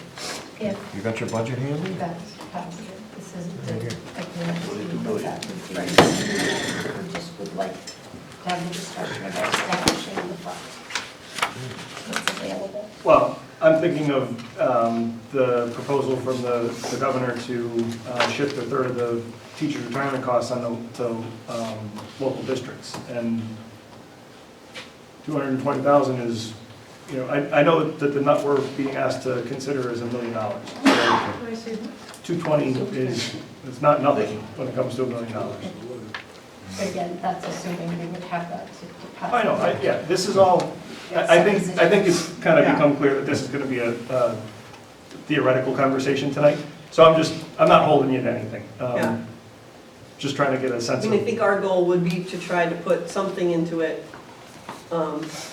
every year that we could to get that cushion 1%. for that 1%. And then have that as our contingency money so that throughout the year, we can use the money as we budgeted it for the things that the kids need throughout the year instead of trying to hold off. oh, you mean use your general fund appropriation? Yeah, we could actually use the money that we get throughout the year in the manner in which we would like to use it, but we don't because we hold on to it in case we have that contingency. This would be that contingency, and we would be able to spend a little and get a bigger bang for our buck by doing it throughout the year, rather than having to wait till the end of the year. And what do you imagine would happen once that 220,000 or the 1% number were reached, and what happens at the end of that year? I mean, are we in the same mode where you guys spend down in the last 2 weeks of the fiscal year, or? And I would hate to anticipate upcoming fiscal years, especially in light of the current budget conversations. I don't anticipate Would you like to what be will on the Board of happen. Finance? Well, thank you. They have an incredible job. Yeah, you're talking what, 222, 129 is actually, that's what you requested. What ends up being approved, to give you an idea what 1% would be. Now, I think about it, as the budget goes up, I I guess the 1% will go up. Yes. Certainly. Yeah. About 2% a year? Yep. There you go. Seems to work that way. So, a concern that I have heard over time from a lot of people with middle school aged kids is that there's no middle school sports. And you guys are considering parking $220,000 a year, or up to $220,000 in total. Middle school sports cost $40,000 a year, give or take. I believe at the Board of, you were not there, it was Board of Finance meeting, I believe Dr. Kane outlined that the Board of Ed has a possible way to fund that. So, But there have been 8 years where we haven't. Yeah. And I thought, you know, I'll be totally honest, it wasn't until we started having the discussions about the development agreement with the casino that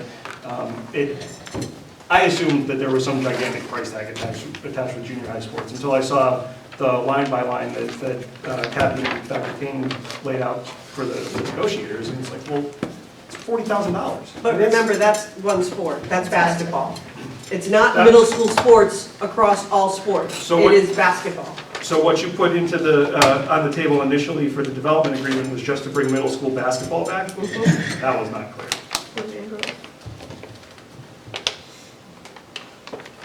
Okay. That is the sport that East Windsor students are most interested in and we thought most likely to participate in and would feed the high school program well. The high school basketball program is doing well and we wanted to help support that. So we felt that that would be the place to start in bringing a middle school sports program back would be basketball. It's also the sport with the smallest team, which means it has the fewest players. Soccer field's 11 plus another 6 on the bench. Basketball field's 5 with 4 or 5 on the bench. I don't know, it's a board thing. It's their call. Boundaries. It's their call anyway. Okay, well, I'm happy to talk about this. Yeah, and I think we have made progress. And I think Dick is right, and I think that we have to have a meeting with the Board of Finance and talk this over with them. And you guys can certainly sit there too and work this out, and probably we should let them finish the budget before we. So I'll talk to Geraldine and we'll see if we can pull something together. And you guys can talk to Geraldine too, because you're part of this. Anything further? Okay. Thank you. Thank you. Thank you for your time. thanks, Dr. Whenever we talk about it, I just want to get, it's nice to be able to actually, when the year you guys had the special ed issue, there was a question, that was in 2014. There was a question about an added appropriation, and the discussion happened with 10% left in the fiscal year, or no, 20% left in the fiscal year. And the suggestion had been made like, well, let's wait to see what the need actually is as we get closer to cover the bills that we'll have instead of the bills that maybe we'll have. Sure. So that's why I like to see the year dates. Absolutely. Thank you. Okay, next is discussion of obtaining a new treasurer. We can do that in executive session if you want. I think that'd be better. Sure. Yeah. Okay. And the meeting room cameras were, again, something that Geraldine brought up and wanted to add to the... So I had a conversation with her offline about this, and I think I can summarize what her concern was. There was, and I'm going to get the date wrong, maybe it was last Monday, might have been before that, but there was a Board of Finance budget workshop where the workshop started. There were actually a fair number of people in the audience, which is nice to see. But after the workshop started, the cameras were turned on. And Geraldine was concerned that, or I keep saying Geraldine, when I say her name, I'm referring to the Board of Finance. But the board was concerned that there were people in the audience who didn't have the opportunity to be made aware that the camera was turned on. And so I think her issue was simply like some sort of a notification outside the room or as you come in that this meeting may be taped to be put up on YouTube or maybe fed live, or just so that people who are coming in had an opportunity to know. It's a good idea. Yeah, I have no problem with that. Put 2 signs, one under each camera. Yes. When the light is on, the camera is active. That's good too. Real simple. I think that's, as far as I'm aware, that's the only issue that was raised with that, is that just folks had a right to know that they were. Yeah, but it still shouldn't be, a public meeting is public. But that's The press good to is have the here. sign up. They're Yeah. taking notes too, don't you worry. Put a sign up if it keeps somebody happy. Yeah, we'll do that. Lori's got her hand up. Yeah. I don't know, I think we're lapsing into everything's public discussion, and I don't think we should get there. So maybe we're going to have public discussion pretty soon. But even if it's on the door, Yeah. you know, something very simple. I'm not gonna look up at the camera Okay. to know I'm being recorded. All right. But if I'm coming through that door and it's on the door, Well, you may or may not, that's the key. All right. It's real simple, if the blue light's on, you're being recorded. That's That's you why know I that. said put it by the camera. we know that, but not everybody knows that. Yeah, okay. We Smarter can make it than clear. that. Moving along. As far as I know, that's the only point to be raised about that. Okay. There could be others, but that's the only one that I'm aware of. Actually, you should be taking all these meetings, public meetings, really. Well, it's a matter of personnel and getting people who are skilled at doing it, and know what they're doing. We don't want the equipment to be damaged, basically. Should be an on-off switch and with security measure, and that's it. Is that Not simple? quite that simple. Well, it could be. Maybe we'll work toward that. Probably wouldn't cost you that much. They make these on-off switches with a key that go right on them. Turn the key, push the button, and things should go on. You shouldn't have to play with it. It's that simple. Maybe circle back with her and see if that addressed all of her points. Okay, all right, good. Then circle back with the board. So you want to leave it on the agenda for next meeting? I'll Just to make talk to sure. her, we'll see what we're going to do. Okay, so now we're done. So we'll go on to Selectman reports, and that would be Dale Nelson. I don't have a formal report tonight. On 3/22, we were here attending a public hearing for the Board of Finance. Immediately following that, the Board of Ed gave their presentation to the Board of Finance. There were a few questions by Bill Syme. Curriculum questions, salary expenses. A few questions. Huh? Yeah, he had several. He was loaded. Middle school was up, the teacher's pension, go to town, about that. Transportation to VOAG was something that came up. Contracts. Cindy Hearns, that's still all that same meeting. Then immediately following, the Board of Ed went across the street and had their meeting. There was a public participation. Emily Sign had a very long, very well put together presentation regarding BOAG to the Suffield versus Rockville. Talked about the new Alliance District School building, modulars, and then on 10/23, here at the Town Hall with Dave Maziarz, who is the Chief DOT, we were discussing the Connecticut rails, and maybe Bob, you can give us more information on that one. I'm sure you've got more notes than I do regarding the what Mr. Dearborn refers to as the roundabout. Oh, okay. Yeah, What are we calling it instead of a roundabout? Rotary? Well, I can't say. Traffic hazard. Can't say. It's in public. I can't say what he calls it. waste of money. And they talked about what the schedules would be, the public hearing, they'd have a one workshop, and they would assess the area for where this roundabout/rotary would be, and assess the economic development of the area, the land that's used and not used. Second workshop would look like it would show what it would look like, a preliminary rendition. And then they'd have a third workshop where they would finalize recommendations. They are pushing this, they'd like to wrap up the Hartford line, which is 2 lines of rails from Hartford to Springfield. They'd like to wrap up the exploratory part by the end of the summer. So they're very, very aggressive. That was the DOE. The Housing Authority was the other night. I did not attend, but they are working on the water system. Their upgrades to the water system took place on Tuesday, March 21st. Critical needs funding, the application for replacing the sidewalks has been submitted and is now being reviewed by the Connecticut Housing Finance Authority. If approved, the work would begin in the spring of 2017. DEF Services Group, the general contractor, hired to oversee the projects under the Small Cities Grant and will keep us informed of a start date once we're past the winter months. Matching Funds Grant, the application for this grant has been approved for $53,329.32. The projects include replacing all the apartment front and back doors, exterior lights, 4 new security cameras, automating the 2 interior doors of the community room for easier accessibility, and constructing an overhang for the front entrance of the community hall building. The cameras and lighting fixtures have been ordered.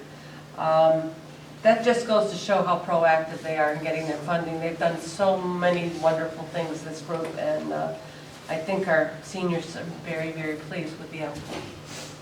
Thank you. Okay. Dick. Okay.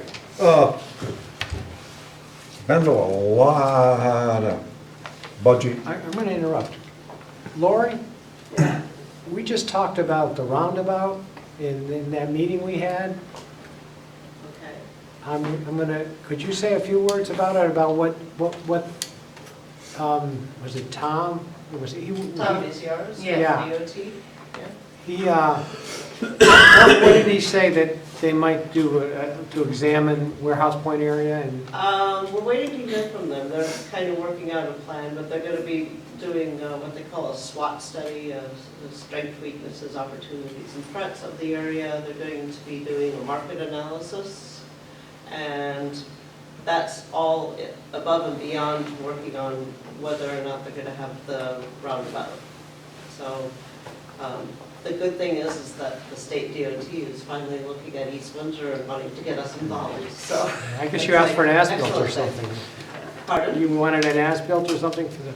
Yeah, right, and actually, they sent me an as-built of Bridge Street, but it's in metric. Yeah. So. Oh, It's like, oh, thanks. that's another one of their brilliant ideas. Thanks, but not really. Yeah, It doesn't work. yeah. Was anybody from rail operations there? No, not at that. Now that is surprising considering it's all for the rail crossing. And they keep wanting to talk about this high-speed rail. But until they take the speed restrictions off the bridge, they're not gonna have any high-speed rail. They're involved, it's just that they weren't at this Yeah. meeting, so. I'd like to hear what they have to More and more say. people getting more involved with it, and there's gonna be, you know, some public participation and Well, I'll be there. Workshops and workshops and stuff that, you know, similar to we had with the Warehouse Point study, so. Okay. And because our plan of conservation development is up to date, Lori was shining. It's true. Wonderful. Other towns are years behind. Right, and we do have that study that we did in Warehouse Point where the people voted, and they all wanted that Yeah. roundabout, yeah, oh yeah. Not, In Windsor Locks, not in East Windsor. Yeah.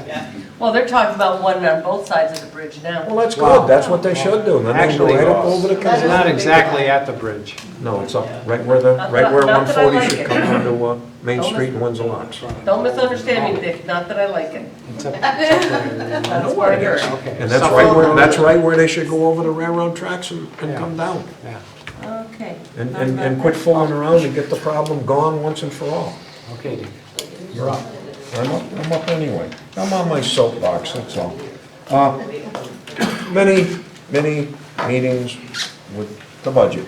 I didn't do much else. I kind of played hooky on most of it because I really wanted to be there during the budget deliberations, and we've managed to make them all. But I did manage to sneak away and go to the ZBA on Monday night. And lo and behold, Leonard Norton, DPW director, has plans to add parking spaces to the parking lot over here, to the side of the, would be the south side of the town hall, and also some to the east side. And after the presentation, and he's got about every parking space you could imagine. He might have been able to come up with one or two more for motorcycles. But I think he's got about every parking space you can have. And it did get approved.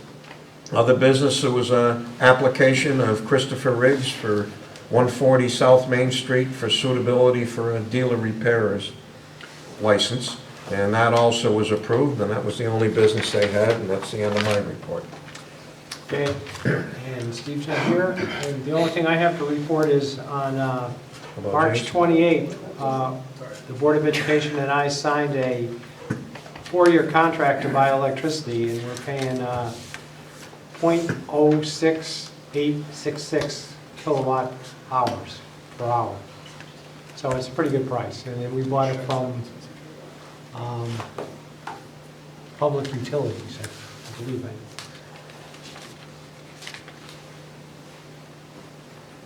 What? So that's Forgot that. somebody. Jason. Oh, that was We're not going completely Freudian, I apologize. There, we'll call you out of order. So last Thursday, the Conservation Commission did not have a quorum. The Ag Commission did, and they talked about their upcoming event, which was an annual farmer's coffee, which was held at Melrose School this past Saturday. About 25 or so people attended. And that's always a nice event with some folks they don't usually show up to a lot of town stuff. That's something that brings out some different faces, which is always a nice thing. On March 28th, the Planning and Zoning Commission met. The commission voted to release performance bonds for work to be done at the Newberry Village and Coleman Farms. The release of the bonds for the Coleman Farms project finally brings that project to a close, which was 14 years in the making. Yeah, something like that, yeah. The commission also had an informal discussion about the future of the Charbonneau gravel pit in Windsorville. Kevin Charbonneau, who manages the gravel pit, stated that some of the zoning restrictions in town put their business at a competitive disadvantage because of things like maximum daily load volume, hours of operation, weekend hours, and so on. And they feel that this change would increase their ability to be competitive. They also had a discussion about a floating highway interchange zone, which would bring some parcels along Route 5 corridor into compliance with the town's plan of conservation and development, and would allow us to be ready for development opportunities as they arise. Regardless of what happens with the major option that's on everybody's minds, this is still something that would line the town up to actually comport with what our plan of conservation and development has outlined. The Board of Finance has met at least 4 times over the last 2 weeks and continue to work on the budget proposals for the next fiscal year. They've made some progress and have had some setbacks as well. Their current proposal stands at, I believe, a 2.85% spending increase. They have at least 2 additional workshops to go, one this Friday right here at 6 o'clock, and one during a regular meeting on April 19th. The public is welcome and encouraged to attend those workshops. They still have some work to do, but they'll get there. I talked about the Farmers Coffee. On this past Sunday, the Lions Club held their Farmers Breakfast at the East Windsor High School. They had a great turnout and hopefully raised some money. And they really did have a full house I mean, tables turned in the time that I was there, which I haven't seen an event like that in quite some time. And just a reminder that on April 22nd, Abby's Helping Hand will be holding their annual Walk for Abby at East Windsor Park. Thank you. Last year, more than 700 people participated, and hopefully that number will be surpassed this year. Planning on it. 700 is a big number. But 1,000 is better. 1,000 is bigger. Wishful thinking. Okay, thank you, Jason. Now public participation. I'll go ahead. Okay, Denise? I have a few questions. About commissions, I've recognized in a few months that a number of people, serve on a number of different commissions. What's the policy or procedures for vetting people for commissions? I'm just literally curious, like someone mentioned, well, there's a person that's new in town, we don't know anybody, has to be on certain things. What's the procedure for people being appointed to certain commissions? One thing is you come in and fill out a form and express an interest. And we have a list of commissions that have vacancies. Want to be on the Economic Development Commission, we need people there. And if there's a question, maybe you would want to go to a meeting and introduce yourself. But we're pretty, many of the people we reappoint, we know. So I'd say the first thing to do is fill out a form and go to the meeting that you are interested in. But anybody else want to add? There's also, there's an opportunity for you to explain on the application why you want to be there. There needs to be a balance in political affiliations, which is actually part of the general statutes. And then people provide references as well. And the appointing authority, which is us, can call those references and have called references in the past for folks who don't know and ask questions. Good. That doesn't happen in every case, but in cases where we don't know somebody will pick up the phone and say, tell me a little bit about so-and-so. Okay, more questions? Yeah, Lori. All right, well, this is public participation. I'm not supposed to talk about anything that was on the agenda, but you... No, you can. That's exactly what you should talk about. So anyway, as far as the cameras are concerned, as a staff member who runs a lot of meetings, I would appreciate something from the Board of Selectmen as to a policy as to when or if we should be running the cameras. Or, whether it should be if you're using this room, you should run them, or it's up to the commission or whatever. But I think that staff needs some direction from the Board of Selectmen as to what they would like to see. So I'm not expecting an answer right now, but I think that it would be very helpful, because I've had questions from my commission members saying, well, should we be running the cameras? I was like, I don't know. And the only thing I would say, and I'd look for feedback from people on the board, is that I feel that you have to be trained in a sense. Not anybody can, should.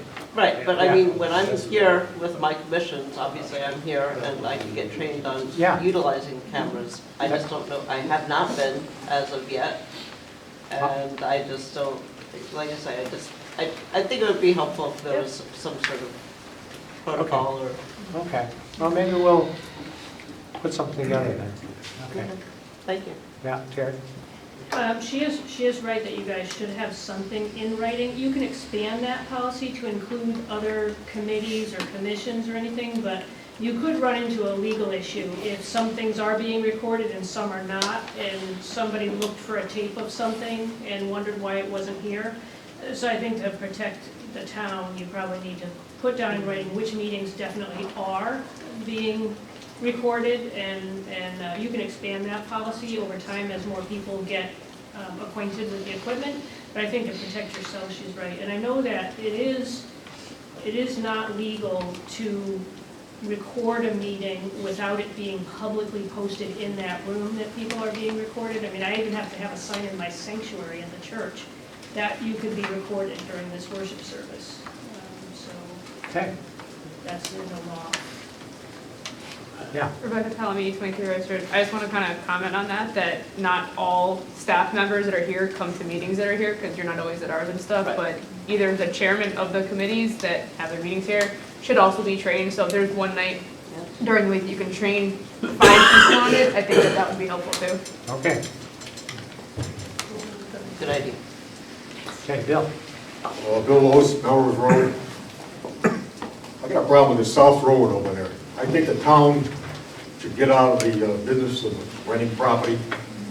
I didn't like it when we first decided to do that.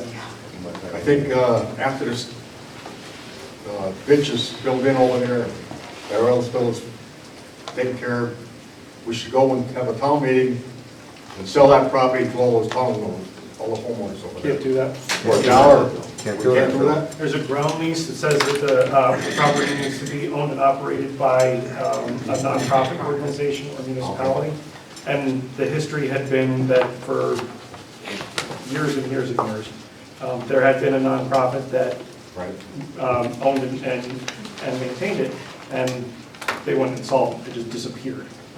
And so that's when the town ended up taking ownership. It was not an ideal situation for us either, but it was thought to be the best bad idea that was available, according to the terms of the ground lease. Well, it's not a ground lease that caused the problem, it's the initial deed from the US government. Was it the deed? Right, there's a restriction on the deed. And that's why, because otherwise they would own their own property by now. Yeah, we're not. We don't want to be landlords either. Bob, you got a hand up. Okay, yes. Joe Malafant, 4 South Road, I'm the armpit of East Windsor. First of all, you keep saying that we can't end up with the property. On our ground, on our land lease, one of the first things in there, it does specify nonprofit or government agency, but if it was to go out of them hands, we have first option to buy. Why would that be in there if it's impossible for us to get the land? That's a good I don't have the question. lease in front of me. That would need to be researched I by would- the legal people. Has anybody even read the land lease? Yeah. Yes. Were you able to make sense out of it? Because a lot of people No. can't. I read it like 3 years ago. And to your point, it was not clear as a bell 3 years No, it ago. wasn't. It's still the same thing, even though it changed hands. Nothing, I mean, the thing, we had a meeting with Bob, the people from the area, and we all agreed that we need to do something to change this lease or something, or do something about it. And that was, what, maybe 2 months ago? Oh, it's even more than that, maybe Gotta be 6. more than Yeah, yeah. I mean, where do you go? Like we've always been getting from town. I've been in the place since the beginning, 23 years. There's been people that came in there and went, and we're limited to, yeah, we didn't pay a lot for the houses, but we're limited on what we can sell these houses for, and we have this land lease that makes it near impossible to sell a house. So it's almost unsellable, not saying it is unsellable, but unless you give the thing away, you're not gonna be able to sell it. So you would be happy to buy the land? We fought the town for over 2 years, and they kept telling us, first they said that first they turned around, they gave us hope. We hired a lawyer, the whole group did. We went through for 2 years, and then then at that time, the former administration was saying for us to get the land, we would have to make improvements to the road to a tone of $750,000, plus put storm sewers in, and all this stuff. And then after so much time of fighting, then all of a sudden, oh, you can't get it, it's impossible for you to get it. Well, why would we have wasted our money fighting the town trying to get it if it, you know, if it was impossible for us to get it in the first place? I spent my money, everybody in there, all 16 houses spent their money. And where are we? We're still in the same situation. Well, I If you take a look personally, at the land lease, it does say in there, unless it's nonprofit or government agency, then we have first option to buy the land. If it was impossible, that would not be in there. Maybe right. I think it's where, I would love to get rid of that land. And as far as the road, the town's been taking care of that road for 23 years. They've been plowing, picking up trash, letting mail come in there. The only thing the town ended up doing now that they're collecting money is they come in maybe once a month and mow the center circle. That's the only difference between what's been going on for 23 years in that circle. The only problem, I mean, we could accept that road as is, as a town road. The town owns it now. The other problem you have is you got community sewers in there. And I don't think, But is it not the town that owns them sewers at this point? yeah, well, they own the property, yeah. But the thing is, you couldn't, as an individual owner, run your sewer pipe to your neighbors and through and through and through. Because your sewers are in the back of your house, right? Right. You Is couldn't- that see, really a difference? that's a biggie. Why Because is it? state statute does not allow that. They ran a public sewer into one of these condo developments up here on Depot Street, and it created all kinds of problems. I mean, the way I see it, like any other piece of property, I'm responsible for my lateral, from my house to the main sewer line. I hear you. From the main sewer line, that's the town's deal. But the main sewer line is not in the street like it probably should have been. We can look into this, We can but I look think into you it. raise a good point. Grandfathered. Yeah. We would love to sell you Yeah. that property, believe Well, me. do it. I'd really love to buy it so I don't have to deal with the stuff that we're going through. Town's a giver. I mean, we're paying rent, and what do you do? You're mowing the center lawn. Big deal. Okay, Town thank meeting you. for $1 sell it. All right. I'll give you more than $1. Yeah, okay. We don't need it. Enough, yeah. So Denise? just some questions that I would have about the 1% fund for education that may or may not be already in that document would be that who and how would it be decided how that fund was spent? Let's say it was, say $100,000 was in there at the end of this year, the next year, who would decide and how would it be decided what line items that money would be designated to or be available to be spent for is a question I would have. Secondly, how would it be managed such that it would not become political as to any pressure put on certain boards or certain departments not to spend their entire budget in order to build up that fund? And third, has the Board of Education considered what potentially are the negatives, which I've seen in other places where they've built up that fund in the hopes of doing something, and the town then has said, well, next year we're cutting your budget by that amount and expecting you to use that fund. So those would be things that, yeah, that I would want worked out, because it does become in some towns like a slush fund. And it becomes very political about how that money ends up getting spent and who gets in and who's out of funding out of that fund, so it would become a real concern. Good. Tom? I have a question. Since we amended about the building permits, can we do something to help the guy that wants to start within a week or two and not have him go through all kinds of stuff? I mean, there's no way you can put an amendment to do something to help him? Because I think there is a guy that wants to start real soon. So in order to do any type of an ordinance that needs to go to a town meeting, we can't do that. So the town meeting, we just voted to send that ordinance to a town meeting, which would be presumably 2 weeks from tonight. And then that ordinance will take effect 15 days after passage, so that's. Can we do anything for him, maybe put a delay in him getting a permit and? Well, it could be. I mean, because he wants to start. I mean, once you start, you start. You start taking on a foundation, you're kind of committed. My hope would be that the permit wouldn't be issued until after that ordinance were in place, so as to save the applicant some money. But I don't think the town is going I don't think the town is going to take a position you suggest that. Okay. I think the common sense will prevail. Yeah, on the same concern, maybe you could consider authorizing the building official to issue the permit and collect the fee, say 30 days out. Because there's a requirement is you pay the fee. So you're not waiving the fee, but you authorize him to collect the fee in 30 days. And then at the time he collects the fee, it'll be based on the new rate, which is 0, because the ordinance will be in effect. And so basically, you can maybe try to get an end around that way. But I think it'd be a shame to have somebody delay on building their foundation on account of, and they shouldn't have to pay the fee, because these people are suffering quite a bit. Okay, I hear what you're saying. And we have, right, That could set a dangerous precedent too. yeah. Yeah. I mean, if you let that happen, everybody's gonna get on the back. Oh, I'll pay you when you come for the CO. I think there's a statute involved with that Yeah, as I well. don't think Well, we, yeah. it would be nice, but. Shooting from the hip on this?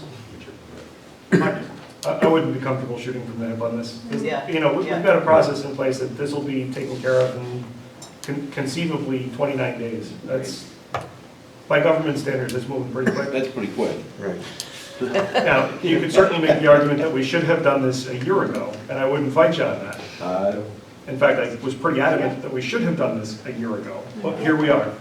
So 29 days is not that long. Well, once the ordinance is enacted, there's no reason he can't dig the hole and get everything right ready to go. I mean, he can have the footing planks in the hole, as long as the concrete doesn't go in the hole before the building permit ink is still wet, he's legal. You can push dirt around. But that'll gain him 2 or 3 days, depending on, I don't know what the project is, but. Well, you gotta take down the foundation, so, I mean, it's a whole nother, What's this gonna be, jacking the house up, putting a new foundation under it? how is you gonna repair a foundation? Well, that'll take you 2 weeks just to jack the house, if you can even get the guy. And until he actually rips the foundation out, we might be able to let that happen. But I don't want to set a precedent. Just curious as to any of you who have been studying this crumbling foundations issues know, I mean, they had to have been hauling aggregate out of that place before 79. Does anybody have any idea what changed in 79 that all the aggregate since then has caused bad foundations? Does anybody have any idea what changed? Yeah, I do. They went right into a new area of the quarry, Okay. and it's a different stone. Okay. Because that place has been there for, 40, 50, 60 years, and I've used that aggregate quite extensively, but not in concrete work. I always used trap rock in mine. We never had any trouble. But it was, the stone varies. I mean, you go up in that area, you can see a goldish colored stripes right in the whitish gray stone, different shades of gray. Well, every one of those has got a different hardness and different qualities. And before that, they were using a lot of natural stone, which is comes out of gravel. They'd crush it and use that, and that didn't seem to have the problem. But it still had the gold color. Any more public participation? Okay, we'll go into executive session. Okay, make a motion to go into executive session pursuant to Connecticut General Statute, Section 1206A on employment. After 5 minutes, somebody gonna second? I'll second. Okay, Bob, get the vote. I'll get it tomorrow morning. No, I'll top it up. He's just gonna get it. Look, I'm even taking a little something. Yeah, okay. I'm gonna pick out all the red ones. There's no such thing as a bad red job. You're gonna have, you can't find it. You know what? I'll let you just- Yes. Tell Christine she can not stay Friday night. Okay. Send you my report. I will email you what time we get out. If there are any motions. So is